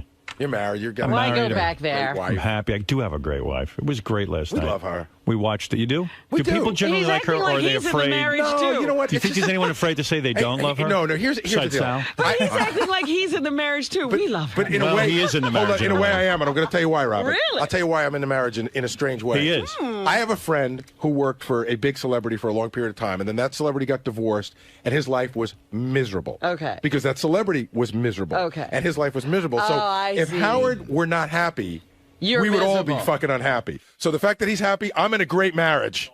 So, Gary, Howard's pretty upset that it took so long for him to get the package, I guess, from Carol Leifer. And he wants to implement like a new system. Have you figured out what you're going to do exactly? Yeah, Tracy and I spoke about it. The truth is there is a system in place. An email is sent to Laura every day telling her what came in the mail that day. So I guess it's my job to point it out more than Laura's job to point it out. But, I mean, he gets a list every day. He just doesn't look at it every day. So I guess they just want us to expedite it and say, hey, you should notice that Carol Leifer, but not Craig Gass, Jimmy Kimmel, but not Mark Harris, sent you an important package. So you're saying that if he would have looked at it earlier, he would have seen it? It was definitely Right, on the if he would list? have looked at it, he would have seen it, but he's saying, I don't get to look at it every day. He's saying, I'm telling you, I don't look at it every day, so give me a bigger heads up. It's more of a discussion. I don't think he was, he's not necessarily angry. It's just, sort of putting it all together. But it's done.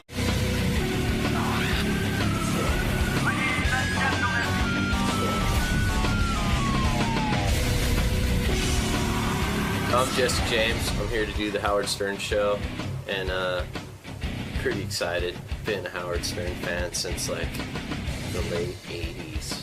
All right, so you're a big fan? Yeah, Okay. so, well, I was bodyguard and spent a lot of time in New York, and I think Rick Rubin turned me onto it. He had like cassette tapes of like when Howard, of the old show, when he got like booted off, and like wore him out on tour buses listening to him, so it's Nice, pretty man. cool. So this is a pretty big occasion for you then. Yeah, I'm pretty nervous. It's actually, I usually just breeze through this stuff because most people that interview me are dipshits, and like I just talk smack to them. But this one, I'm like, fuck. All right, Jesse James also was on Celebrity Apprentice, used to be a real badass. Yeah? Oh, yeah. I've been reading about this guy, Like Jesse how James. badass? He was a real badass. Hey, Jesse, how you doing? Good to see you. Hey, nice to meet you. Pleasure. That's a badass? He's a badass. He's a badass. Jesse James is a badass. Yeah, you fuck with him, Robin. Yeah, fuck with him and see how far you Hi, get. Robin. Yeah. Hi there, how are you? Robin wore extra cleavage for you. Trying to steal you away. Hey, can I tell you why I was laughing when I brought him in? Yeah. Tim came to the green room. Tim never says hello to the gas. Tim came to the green room, and he just goes, dude, you're my idol. And he just started talking like how much he loves Jesse James and how Jesse's his idol. Why is Jesse James Tim Sabian's idol? Like, I could see why. As we were walking in, Tim was just like reeling off stuff, and he goes, that bike you made in Afghanistan? Tim, what do you know about bikes? I mean, he's a biker. Well, I've had bikes all my life as a kid, I Harleys and all that kind of thing. And you can see by him he's a biker. You can tell. Yeah, right. I'm bad, you know. But the you stuff have that he socks built on with your loafers. No, yeah, Jesse's a skinny, fruity executive. Exactly right. But he Needs a just man builds the purse. coolest bikes. I mean, if you saw his stuff, it's just absolutely amazing what you do. So it's an art. It's he's one of your heroes. Oh, Okay, he's right. one of the greatest bike builders ever. You know, ever, Tim in was car builders. Tim was a Mongol. I don't know if you know that. Honorary Mongol. Card carrying. Card carrying. Actually, I think Tim was in the Chingaling. Jesse, nice to have you on the show. Now, how did you get to be? Where'd you grow up? In California, Long Beach. And were you a kid who was always into building cars and motorcycles? Were you just one of those kids who were just freaky into that stuff? Yeah, my dad was like a antique dealer, and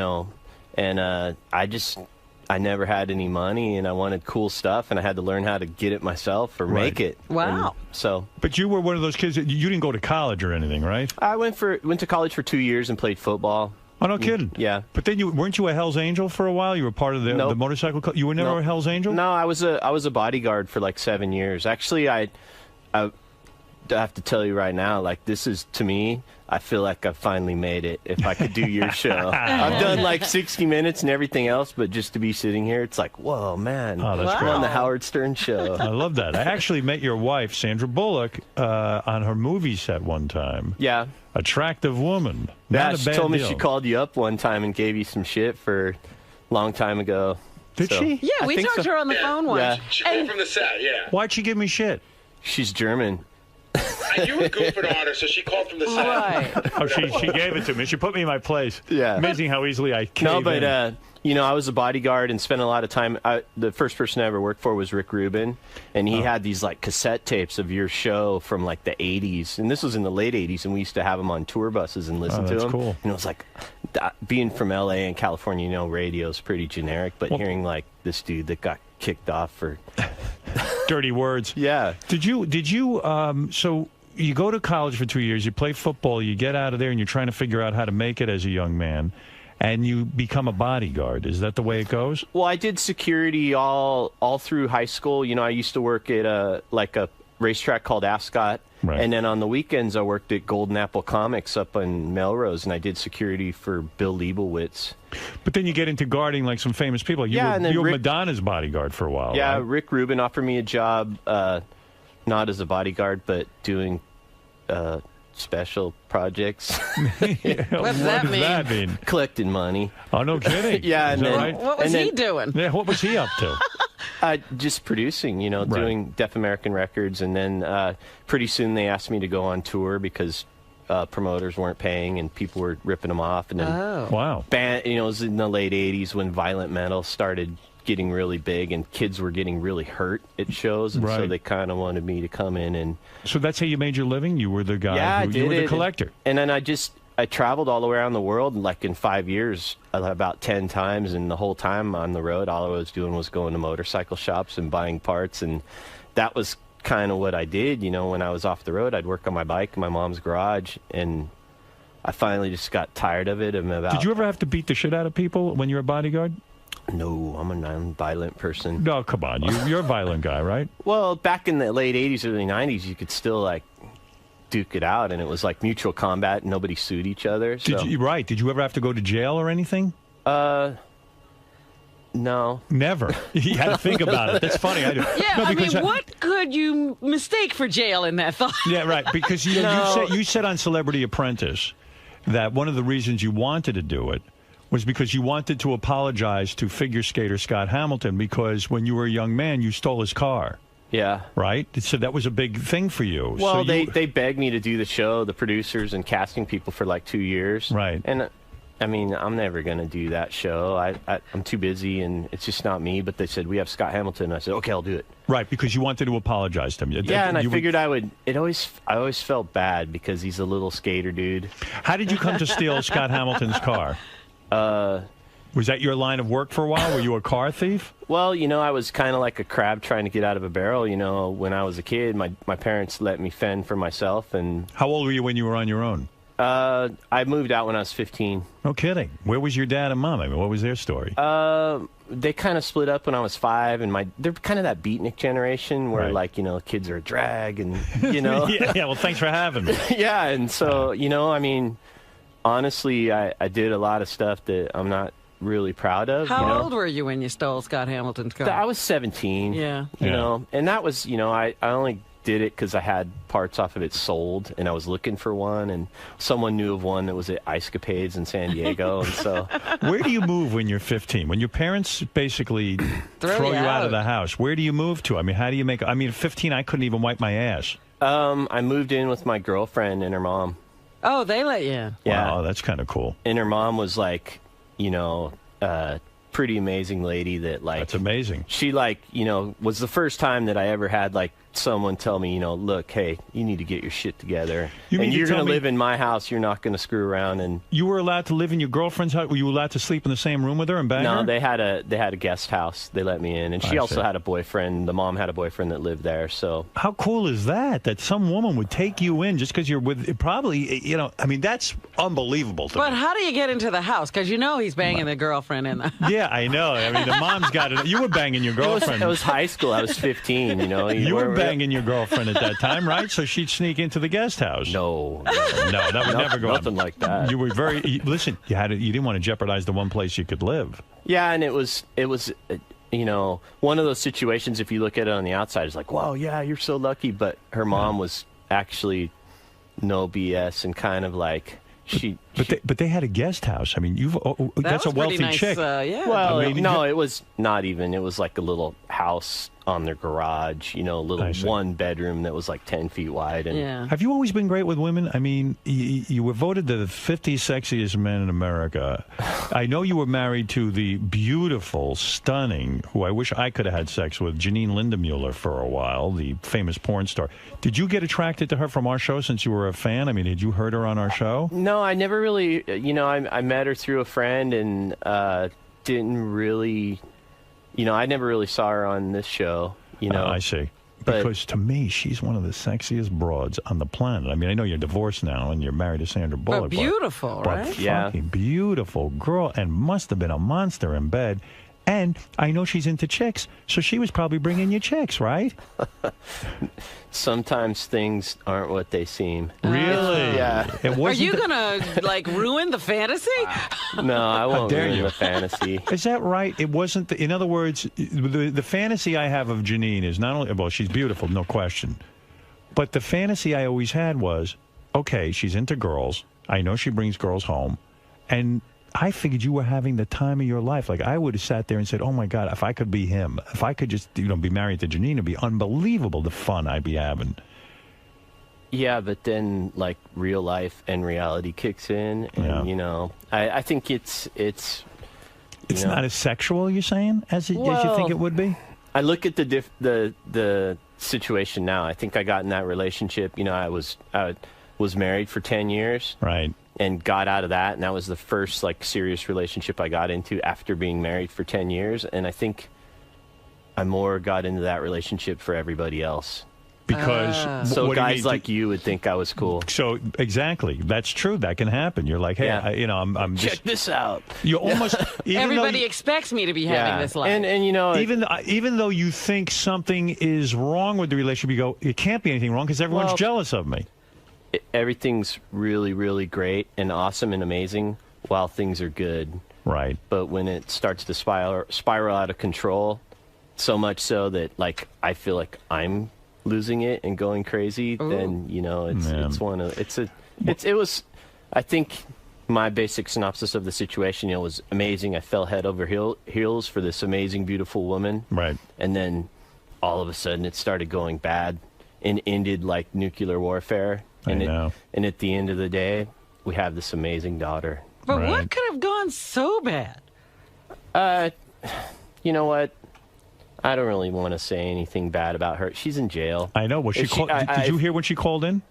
She called our show. You know, and hey, if she's right here, by all means, I'll talk right to her face. Right. But, yeah, it was pretty bitter. Like, she didn't say anything bad about you. She was grateful that you're going to watch her, your daughter together, that you had together. So she's pretty thrilled about that because Janine's in jail for tax evasion. Yeah. Did you get caught up in that at all? I mean, that whole tax evasion thing? A little bit. You know, you must have been thrilled with that. Well, yeah, it's good when the IRS gets pointed in your direction for no reason. Yeah, it's great. Huh? Yeah, you know what? But the whole situation, it's like, hopefully, I hope when she goes through all this stuff, and she's pretty much hit rock bottom, that she I know there's a really great person and mom in there somewhere. It's just got to come out. Yeah, it's weird though. Was it weird for you being married to a porn star for a while? Like, I mean, is it that like guys think that they can have their way with your wife, and I think it she'd been retired for like 5 years, right? And so it wasn't really like on the tip of your tongue. It wasn't like she's a current huge star. It was like over in the past, and she was changing. But then, I think it's harder for her to be in that kind of spotlight. Would you recommend that a guy marry a porn star, or do you think that they have too many problems that it's just too much of a thing to overcome? Just buy the DVD. Just buy the DVD. Yeah, Don't even go there. Just buy the DVD. Yeah. Okay. It's better to beat off. Yeah.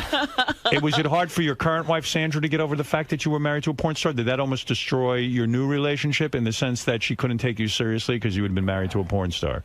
Well, I've been 100% honest with her and upfront about everything. Like right from the get-go, where like some of the things I had to tell her at the beginning of our relationship. Right. Like, hey, I was with a porn star. Hey, we're having a kid. Right.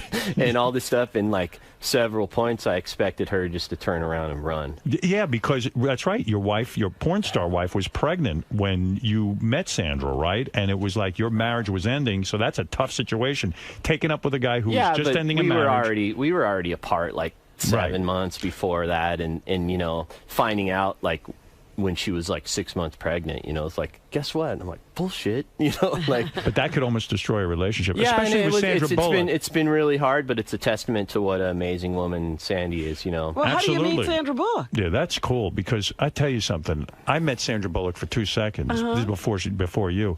And I was thinking, maybe if she comes on to me, that'd be a pretty good hookup. Sure. I mean, wow. She's she's married to me, so it's got to give guys like you hope, because I'm just a knucklehead like you. Yeah, I'm probably a bigger knucklehead than you. You at least can build a motorcycle. What do I do? But how do you meet her? Yeah, I mean, how do you and what happens? How do you get to date Sandra Bullock? Hey, that's good. Tell the guys in my audience so they can meet like a Sandra Bullock. So went through nuclear warfare. In your marriage. And like swore that, okay, I'm just going to be this 50-year-old single guy. Right. I'm done. 2 marriages, I'm done. I'm not getting married a third time. Yeah, after 2 marriages, you start to say it's not working. And I was like, that's it. And a couple months had passed, and she contacted my office and wanted to bring her godson for a tour of the shop, because he was a big fan of Monster Garage and West Coast Choppers and stuff like that. And I kind of, okay, cool, whatever. I kind of automatically figured she's probably a bitch. Fancy Hollywood chick, and and she brought him, and I talked to her for like 5 minutes, and it was like, never in a million years would she be any kind of I mean, she's amazing and beautiful, but I would never like go for that type of girl. I've always, kind of wilder chicks. Blondes with big boobs. Right, yeah. I'll take that one. Yeah, I've never put any thought to any woman I've been with other than superficial features, and I never ever like thought, hey, that looks like someone good I could spend time with, but this, I like something triggered in my head, and I was like, wow, that's, she's smart, and she looks you in the eye when she talks to you, and she ain't bad looking. Yeah. So I kind of contacted her assistant, said, hey, I want to ask her out. Wow, take you're some balls. Ballsy. Yeah, and I don't know where that came from, but then I asked her out, and she said no.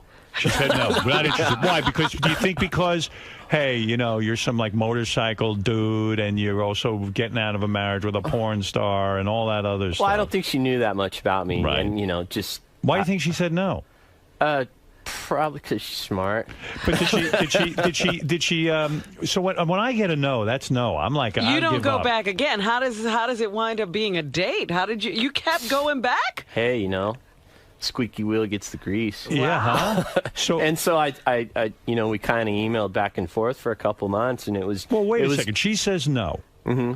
So how do you start emailing back and forth? I had her email address that she gave me, and we just started going back and forth, and it was the first time ever in any relationship that I ever have been in that was like a courtship. Right. And I really got to know her, and she got to know me because she automatically thought I was like a bigot and a racist and like, you know. And why? Because you're into bikes? Well, just, I mean, you look at me, you know. I kind of thought I that look when you like were Daniel Carver's kid. Yeah, I thought maybe you'd come in here and say the N-word or something. I don't know. No, but I grew up, you know, I grew up in Long Beach and was born in Linwood, you know, an all-black neighborhood. And like, you know, I thought my name was Wedo when I was a kid because all the Mexicans used to call me that. And like, so you didn't have any real racial bias. In other words, you might fit in with some of her Hollywood-type friends, it turns out. Well, I don't know about all that. Right. So you're writing, emailing back and forth. So how did she finally give in? Yeah, and we just eventually went out to dinner, and like it was a great time. And you know, she kind of asked me like, you know, when do you want to go out again? I said tomorrow. Well, that's the move. Yeah. And now, the whole time you were emailing her, you didn't see any other chicks or anything? Like you were really that focused, or you were going out with girls? No. No one. You went without. Kind of swore it off. How long did you go without? Let's call it something nice. Pussy. How long did you go without? How long were you free of sex? Probably about 2 weeks. 2 weeks? Wow. How did you last? No. Really, how long? Like months? Yeah, it was a couple months probably. So you were focused on Sandra. Oh, I think you know, it was just, I don't know, it was awesome. Wow. You know, it's awesome to like, you know, I've always put hard work first in every aspect of my life to be successful in business and TV shows and all that stuff. And I've never put hard work in a relationship, like never ever like applied my work ethic to making a relationship work. And like, you know, I guess you have to listen to chicks. It's weird. It is weird. Yeah, when they talk, you have to like look at them and listen. And like, how do you learn that stuff? Yeah. Nobody teaches you. And then when they ask you, like when a woman asks you, hey, you want to go look at furniture and go to the gardening store today? You got to go, yeah, let's go. Yeah. Like you got to, in other words, sometimes be interested in what they're in, even though you don't necessarily care about it that much. So that first... And you have to talk to them. Yeah, I know. That's the drag. No, but in all seriousness, the first dinner, did you get to kiss her? No. You did not? How long before you get to actually kiss her? I think it was on like the second date. Second date. And she kissed me. No kidding. Yeah, she took charge. Yeah. She just started doing... Kind of caught me off guard, too. Yeah, I know. You're probably thinking in the back of your mind, gee, she's been in all these movies with like all these really good-looking Hollywood actors and stuff. There's no way she's going to fall for me, right? There's just no way.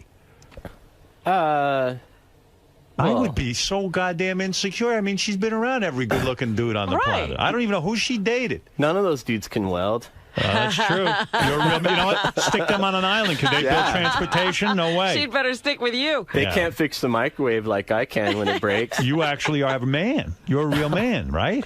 I guess so. Yeah, compared to a lot of those guys. Yeah. They're very twinky, some of those guys.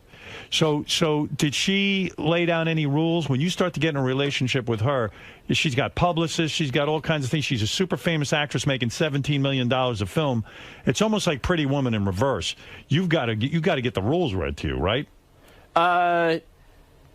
You know, I think there's a certain level of respect that you don't have, you know. If you love someone and respect them, you don't have to lay down rules, you know. First time you make love to her, you like, oh my God, I'm with Sandra Bullock. That's what I'd be. I don't even know if I could function. How long does that take? Were you like just freaked out? I'm not talking about that. Come on. You guys got enough.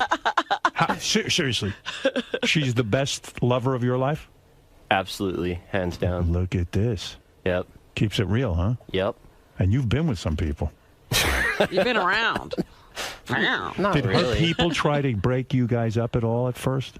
Well, all of her friends, absolutely, like 100%, like no way, we're putting a stop to this. This is no good. And Even then, I was going to call her and put a stop to it. Really? Said, what are you doing, honey?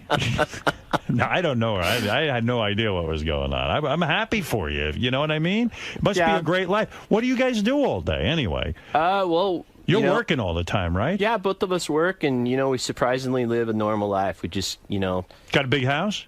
Not big. But how do they do the finances? Because she makes has a ton everything. of dough. I mean, you make a great living, but the fact of the matter is, she's got a ton of dough. What do? You keep it separate, or you have a joint fund? Everything's totally separate. I mean, that's got to be complicated. Yeah. I mean, so the electric bill comes into the house. What do you do? Who gets it? Does the bill go to you? Does it go to her? We flip a coin. No, I'm being serious. How do you work that out? I mean, at some point in a relationship, how do you work that out? Howard's all worried about the financial stuff. But like in a way, a Jewish stereotype playing itself out. I need the accounting. Let's see it. No, but Jesse, in a sense, it's true. You're the guy. You're supposed to handle all that stuff. But she's sitting there making $17 million a film. I mean, it's kind of silly for you to have to pay that stuff. If I may be your lawyer, I mean, you know what I mean? But it's got a pen and paper. No, but you know what I'm saying? Like, what do you do when the bills come in? Well, I pay my bills. She pays hers. And then what about the joint bills? What about the electric? You're both using the lighting.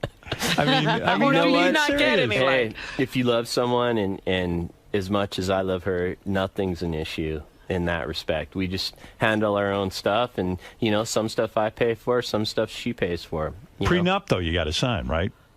With what? You got to, when you get married to Sandra Bullock, the both of you got to work that out ahead of time. There's no way, especially you've been married 2 times before. You got to sit down and have that tough discussion. That can't be easy. Believe me, I know.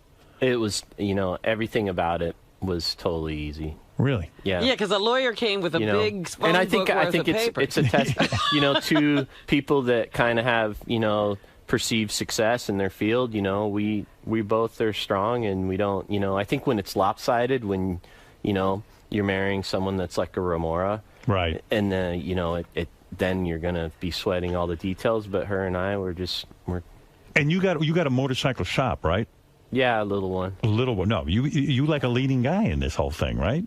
I mean, you're the guy, right? The leading guy. You're the leading guy. Yeah. You build a motorcycle. I build the best bikes in the world, hands down. Big business. How many people you got working for you? Probably about 40 or 50. No kidding. That's nice. How many people you got working here? Jesus, what's the payroll here? About 150 people. I'm not kidding. Just for payroll's $40. And we don't make a thing. Yeah, nobody gets paid. Yeah. You know what an honor it is to work here? Nice. Interns. I mean, listen, this is fantastic. Now, you've got Jesse James. Now, by the way, why the name Jesse James? That's not your real name. Yeah, it is. No, it isn't. James is your last name. You legally changed your name. What were you born as? Mohammed. No, come on. What was your? Was it my your name's name? Jesse Greg? James, man. That was your my middle birth name's name. Greg. Oh, okay. So there's 7 Jessies in the family, and we all go by our middle names, so it's not confusing. It is Jesse Gregory James. Yeah, You're and absolutely so- right. You do know your own name. Yeah, my immediate family calls me Greg just to save confusion, and Yeah, are you still talking to your mom and dad now that you're famous and well married? No, I had them killed. Well, I mean, seriously, Jesse, No. you don't talk to them, right? I don't talk. My dad and I don't have any kind of relationship, but my mom is great. And Why is your mom great? If she let you leave the house at 15 and kind of booted you out the door, why is she great? because in the last couple of years, she's came around and started being a great grandma. Yeah, I guess, but nevertheless, I mean, now it's easy to Well, love you. I You're was hesitant. successful. I was hesitant at first, because so much stuff we've been through, and the whole tornado of the relationship with Janine, killed a lot of stuff with my family, and Right. But I think you have to, as long as your parents are willing to make the effort and. But why did your family abandon you when you were going through all your hard times with Janine? I mean, why would they turn on you? Why wouldn't they support you? I don't get it. Well, that didn't start with Janine. That started when I was like 5. And I was done with my family when I was 15. I bolted and went on my own. And Did you go into therapy years later? Because I mean, when your family Is it Me therapy? Yeah, I'm being serious. I went to court-ordered therapy one time when I was like 14 after I got out of jail. Yeah. And I threw a chair through the window. You had some anger, huh? Yeah, that's the only time I've ever went. So. But why would therapy make you angry? In other words, you've got to be pissed off at your parents for doing this to you. I mean, that's a tough thing when you're 15. I spent a lot of years being pissed and angry. Right. And I think a lot of the stuff I did, like stealing cars and getting in trouble, was kind of lashing out. Right. But you know, now I kind of understand it, you know, and I think, you know, you see, you know, someone with some fame and stuff, you think, you know, it's like a Lindsay Lohan situation and her folks or whatever. But, you know, my parents were like, only, you know, speaking like my dad and my sister, you know, they were gone like long before that. They had like tried to steal from me like when I was like 19, you know, so. The old man, has he tried to get in touch with you recently since, you know, you're married to Sandra Bullock, you got successful television show, you know, the whole thing? I don't know. I've never heard from him. Never? So, no. Do you know if he's alive? Well, you got to respect him for that. Do you know? Yeah, I do respect him for that. Do you know if he's alive? Yeah, he's alive, I'm pretty sure. How do you know that? Because I haven't been sent a funeral bill yet. Right. It's funny how that works. Yeah. Now, Jesse James is going to be on Jesse James is a Dead Man. Now, what does that mean, Jesse James is a dead man? Well, we started, you know, Monster Garage ended like in 2005. Right.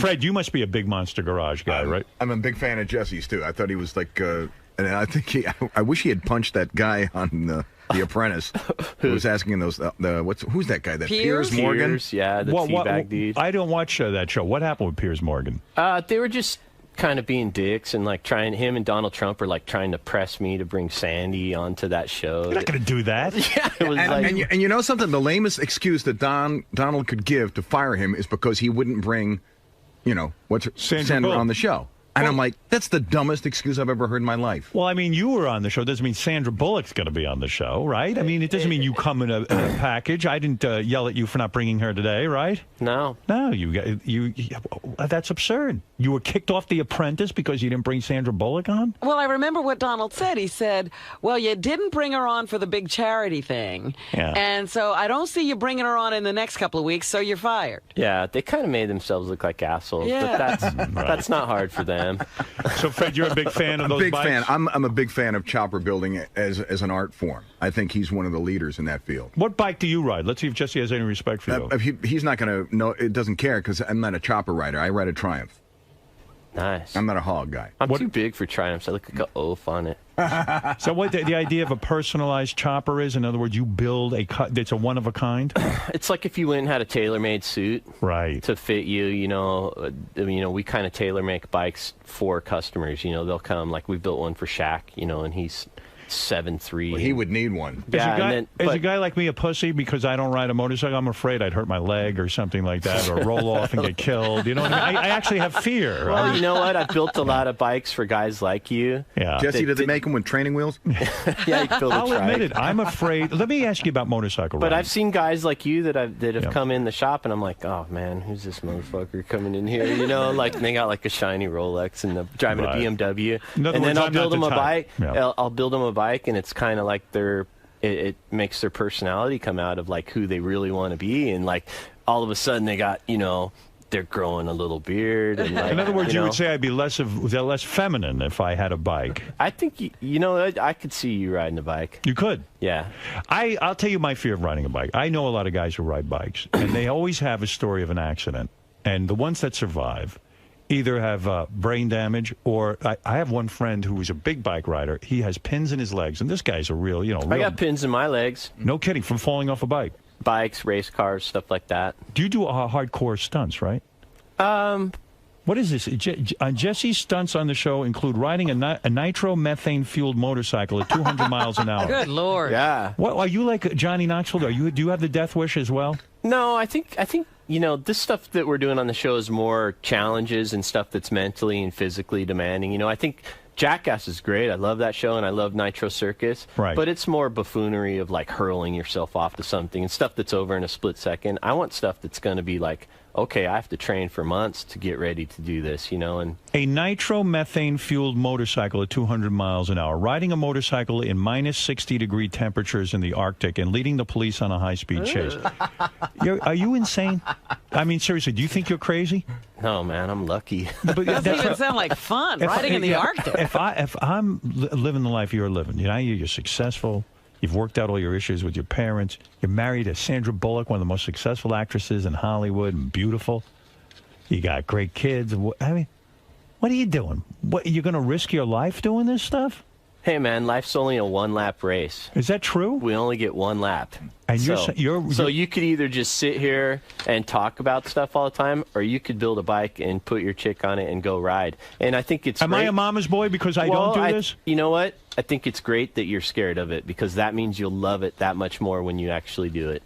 Well, I think I'll love it more when you do it. When you get over your fear and you jump on a bike and you take your chick up to, like, New Hampshire or wherever. I mean, you live in the best riding place in the planet. Right. And put your chick on it and you get it and you kind of squint your eyes and you could feel the sun on your skin and, like... There's no better feeling to you. Ed, you would love it. I can tell your personality because I've built bikes for guys like you. Guys like me? All of a sudden, like... He'd come in he'd kick over the trash can and, like, I would come to life. Look, motherfuckers, we need to get some shit straight around here. Watching American Idol? Yeah. I like American Idol. You watch it too, right? I've watched every episode. Do you vote? Did you vote? I voted last night. If you don't vote, then you can't complain about who your idol is. I sent 5701 to vote last night. Did you? Me too. 5701. I can prove it to you. I got it. You could go get my pager from the green room. Want to see mine? I'll prove it to you. How many times did you vote last night? Just once. I voted 3 times. We're kicking you out of the club. Yeah. I hear what you're saying. I could see me riding on the back of your bike with my arms wrapped around you. You know what I mean? And my hair blowing in the wind. All snuggled up. I can see it. It might be kind of romantic. With his little thong hanging out of the back of his He'll pants. have the girl helmet on. Dave, you're on the air. You're on with Jesse James. The big show is Jesse James is a dead man. Evidently, he's going to do things on there that only real men like myself can dream of. You're a Superman. Do you ever think you would get off the couch and ride a motorcycle? No, I am too afraid. I'm too much we'll hook up. I'll make him do it. Yeah, we'll leave him stranded somewhere, and the only way he's going to get back is to get on a bike and ride home. Maybe if you throw that wife of yours on the back of my bike, I might take a spin. I don't know.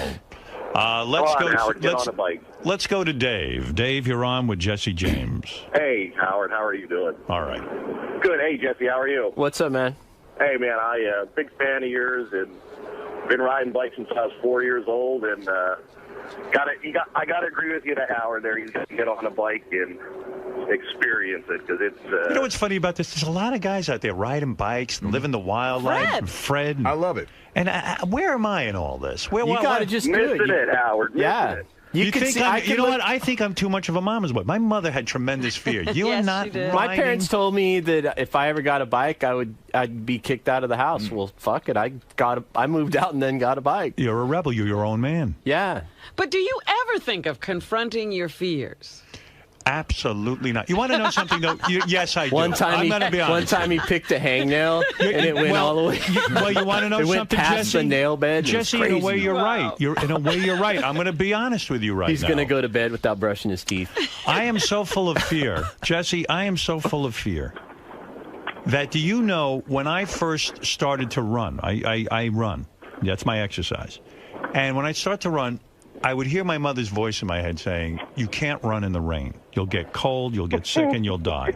This guy's laughing. And Jesse, as you took up motorcycles and riding at 200 miles an hour, what I did was I ran in the rain. And Jesse, I consider this crazy style. Yeah. And you think I'm joking? Were you wearing dolphin shorts? I considered myself a rebel at that point. Now, mind you, I was 40 years old. And I thought, wow, look at me. I'm running in the rain. I don't care. F you, Ma. If I get an F you. How serious? Hey, Jesse. How serious are you about it? You want to know something, Jesse? When you come to a stoplight, do you keep running in place? I do. You know what, Jesse? I'll tell you what. Here's my analogy to you. I kind of feel that, in a way, my radio show and what I did with my life was my, if you will, fuck you to my parents. To my mother, who always said, you can't do this, you can't do that. You are going to be sensitive to women. I was raised in a house of women where I had to be sensitive. And in a way, I went on the radio and I became this maniac, an insane person. So maybe you doing the motorcycle thing was me doing the radio show. You know what I'm saying? Yeah, but I can still see your personality You know, and I think it is about confronting your fears. You know, you learn once you push yourself through a level of fear. You know, and I learned this on doing the new TV show. Once you push yourself, if I do something and I go, oh shit, this is gonna hurt. You know, and I know that I'm scared and I can't sleep the night before, and I know it's gonna be gnarly. Really? Then I know that's going to be good TV, and I know I'm going to, like, when you get to the other side and you pull it off and you land it and you still got all your arms and legs, it's like the raddest feeling you could ever imagine. I think that's how I feel about radio. When I would go on, and it was so conservative, and I'd go on and do these things that people said you can't do, I think I got that same kind of rush. Yeah, but you've already done it all. What are you going to do now? I play chess. What do you do? I run in the rain. I'll make you a deal. I'll build you a bike for free if you ride it. What? Yeah. I don't think not some Jesse, thing that'll... I don't think I could do it. Not even like down like a straight little. I'll ride with you. You and I can take a road trip. And I can hold on to you. Yeah, I'll build you one of my little $100,000 specials if you ride it. You want to know something, Jesse? That's a very generous offer, and I thank you for that. But I think I'm going to stay on. No, you think about it. Let me think about it. Let me mull it over. But I wouldn't accept that. Go buy some motorcycle magazines and see if you like it. You feel it would open me up? I'm telling you, dude. I'm 100% right about this every time. Maybe you're right. I look at some people, and they come into the shop, and I can tell that guy's never going to ride that bike, and that bike's never going to fit him. And then I see some guys that come in, and they're a little hesitant. I don't have the desire. They're scared. I don't have the desire. They're scared like you. I don't need it. Is there anything you don't know want? You don't know you need it, but you do. You think I need it? I think I'm 100%. What's something? What is a fear you've confronted? But wait a second. Have you, like, maybe you have a fear of public speaking or something? Maybe you're afraid. I mean, what is your fear? Your real fear. Okay, so you can get on a bike and ride. My biggest fear in the world. Seeing your father. No, is making sure my 3 kids grow up strong and healthy. But come on. That's not your biggest fear. It is. I got a 14-year-old daughter, man. She's 5'10" and blonde hair and green eyes, and like. Well, you got how old is she? 14. Oh my. So, my biggest fear is walking outside naked. I get scared of a lot of stuff. You should do it. I'm afraid someone's going to see my penis. You should show it. Would you ever show your penis to the public? Aren't you afraid of that? Are you well hung? No. You're not? See? No. There's something you won't confront. No. Let's go to Dan. Let some people say hi to you. But I tell you what, I would be really nervous. You think I could ride in a sidecar, maybe? I have a sidecar. You do have bike. one? Yeah. I might be able to handle that. Dan, go ahead. You're on the air. Hey, first time, long time, big fan, love you all. Hey, Jesse, about 6 or 7 years ago, you were at a car show in a town called Paso Robles, California. Does that ring a bell? Yes, sir. Okay, I was there in a bar across the street on the balcony, and you were at a place called Boosie's. There was a massive crowd of people, and all of a sudden, every single cop, I've never seen so many cops, had to be 30 to 50, just swarmed over there. And the rumor is, tell me if it's right or not, is that some guy was talking shit to you and basically called you a sellout, and you decked the guy. Is that true? No, that's not true. You didn't have a bar fight? No, some guy did start a bunch of stuff with me, but I was with my son. Him and I drove my little 29 Ford up there together, and we had just got there, and the guy like kind of was belligerent and got in my face, and like, why? You jealous? Yeah, the rumor mill had you beating the shit out of this guy. And as soon as I heard you're on, I was like, I got to find out the truth. Are you good in hand-to-hand combat? I've never lost a fight. You've never lost a fight in your life? I've taken my licks, but I've never been beat yet. You've been in bar fights? Yes. And with some tough motherfuckers, I imagine. I got hit in the side of the head with a Newcastle bottle one time. No kidding. In Flint, Michigan. And you still beat the shit out of the guy? Yeah. Look at you. Where'd you learn how to fight like that? In the street, or did you do martial arts? I took Taekwondo's dough.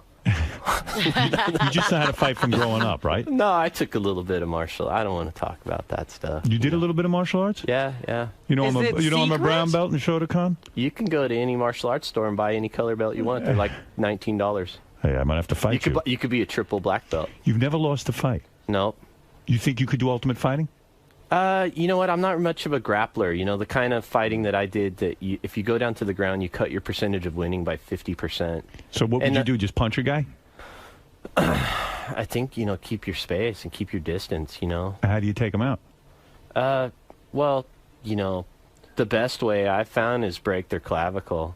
No kidding. If you break collarbone's super easy to break. How do you break the collarbone? You can slap it. It only takes like 4 pounds of pressure to break it. No kidding. So you're telling me if I'm in a fight and I smack a guy in the clavicle. Have you ever broken your collarbone? I haven't. Well, if you break your collarbone, you can't lift your hands up.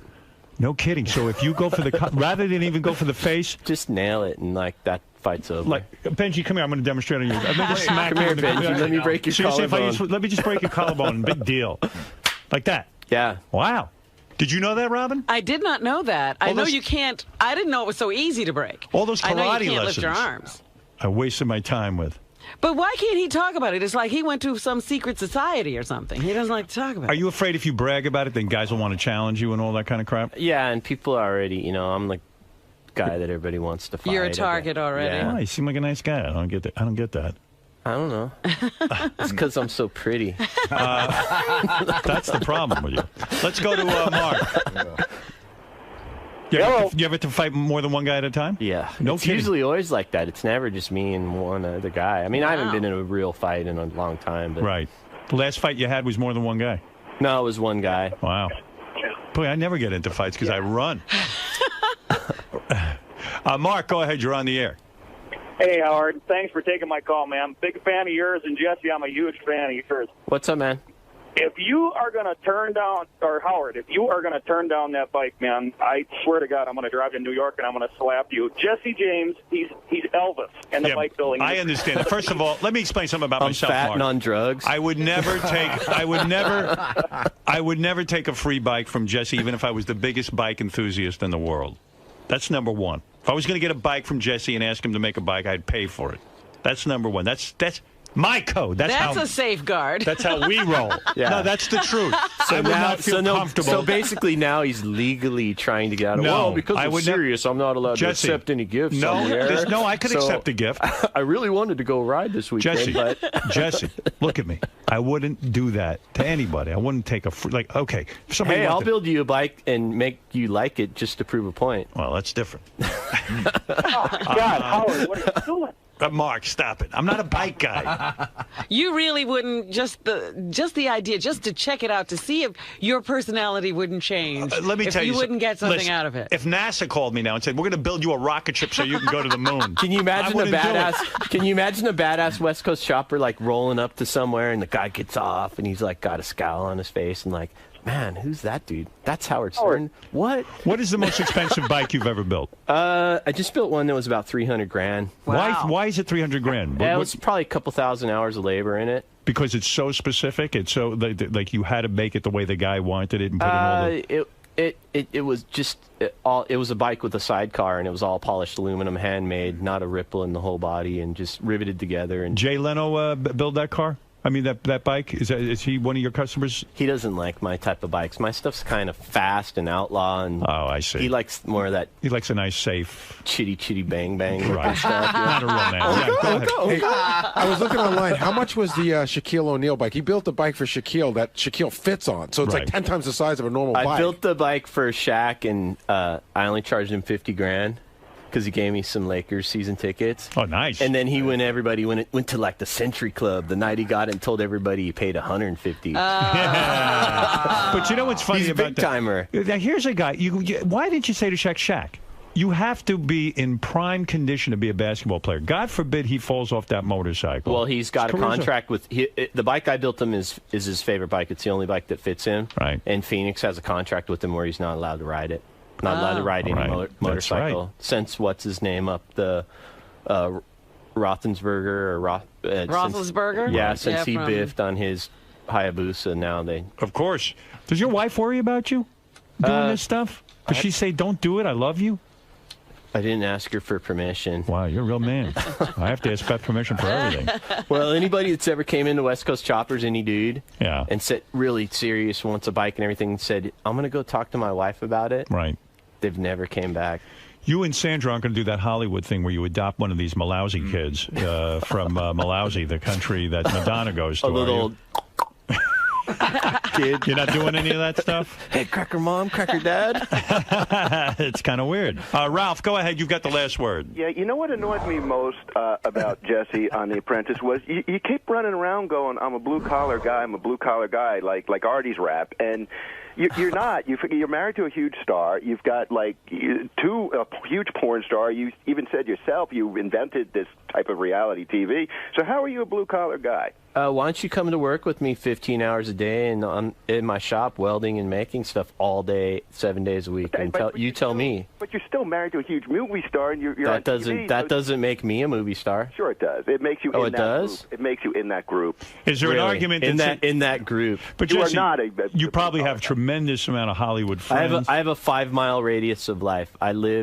My shop is right where I grew up, and that's where I still work every single day. In other words, your life hasn't changed as a result of marrying Sandra. Hey, I'm pretty comfortable with what I do in life, and I know where my place is, and it's not on the red carpet.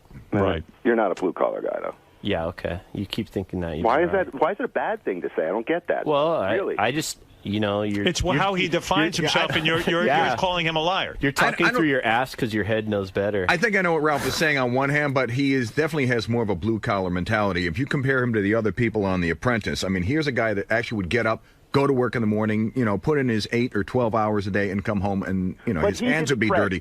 Trump never did that in his life. Yeah, but he did the same thing every star in that show did. When you didn't take their advice in their area of expertise, they had a meltdown. Like you screamed at that guy Clint because he didn't take all your advice on the magazine. Yeah, but you know something? I would listen to Jesse before I listen to Clint because Jesse actually runs a business. Clint does not. Yeah, but, You got to step away from the TV just like 3 feet. You're standing too close. Well, he watches TV all day. Right. I happen to know That's his life. Listen, Jesse, I'm curious to see this show. Jesse James is a dead man. It sounds like you could end up dead after this show. I don't know if you got the memo, but we're all dying. Yes, I know, but you're rushing things a bit. It's only dangerous if you're afraid of dying. You're not afraid of dying. We're all dying anyway. No, come on. Stop it. You've got a great life. What do you mean you're not afraid of dying? Dude, if I could walk out of this studio and drop dead right now and I'd die happy. Of course, but why end the happiness by doing something crazy like 200-mile-an-hour bike ride? I think the odds are that you're going to get hit and killed by a cab. Right. More than I'm going to get hit driving my trophy truck. You're probably right. You'll be laughing on my grave. You'll get hit jogging. Well, it's a pleasure to be... in the rain. Didn't the guy that wrote that magazine or that book Running, didn't he die of a heart attack? The guy who started? Yeah, he did. Yeah, that's why you just need to get on a bike with the motor. Let it do the work. I'll probably die from the cold. I'm telling you, you're going to do it. I could feel it. Listen, Jesse, you're a good dude. You got to live in a good life. Yep. Thanks for having me, man. This is pretty awesome. It was great having you. Finally, I do some kind of media stuff where all my friends I know are going to listen. Well, hey, that's good. Jesse James is a dead man, and if your wife's listening, tell her I said hello, if you know what I mean. She is listening. And tell her that she has to keep the marriage spicy. You don't want to tell her, hey now. Hey now. And she should wear sexy lingerie in the bedroom. She does keep it spicy. Yeah. How long are you married now? Almost 4 years. 4 years, and it's going strong. It's awesome. It's definitely, I didn't start living until now. Is there less sex now that you're married or more? Tell the truth. There's just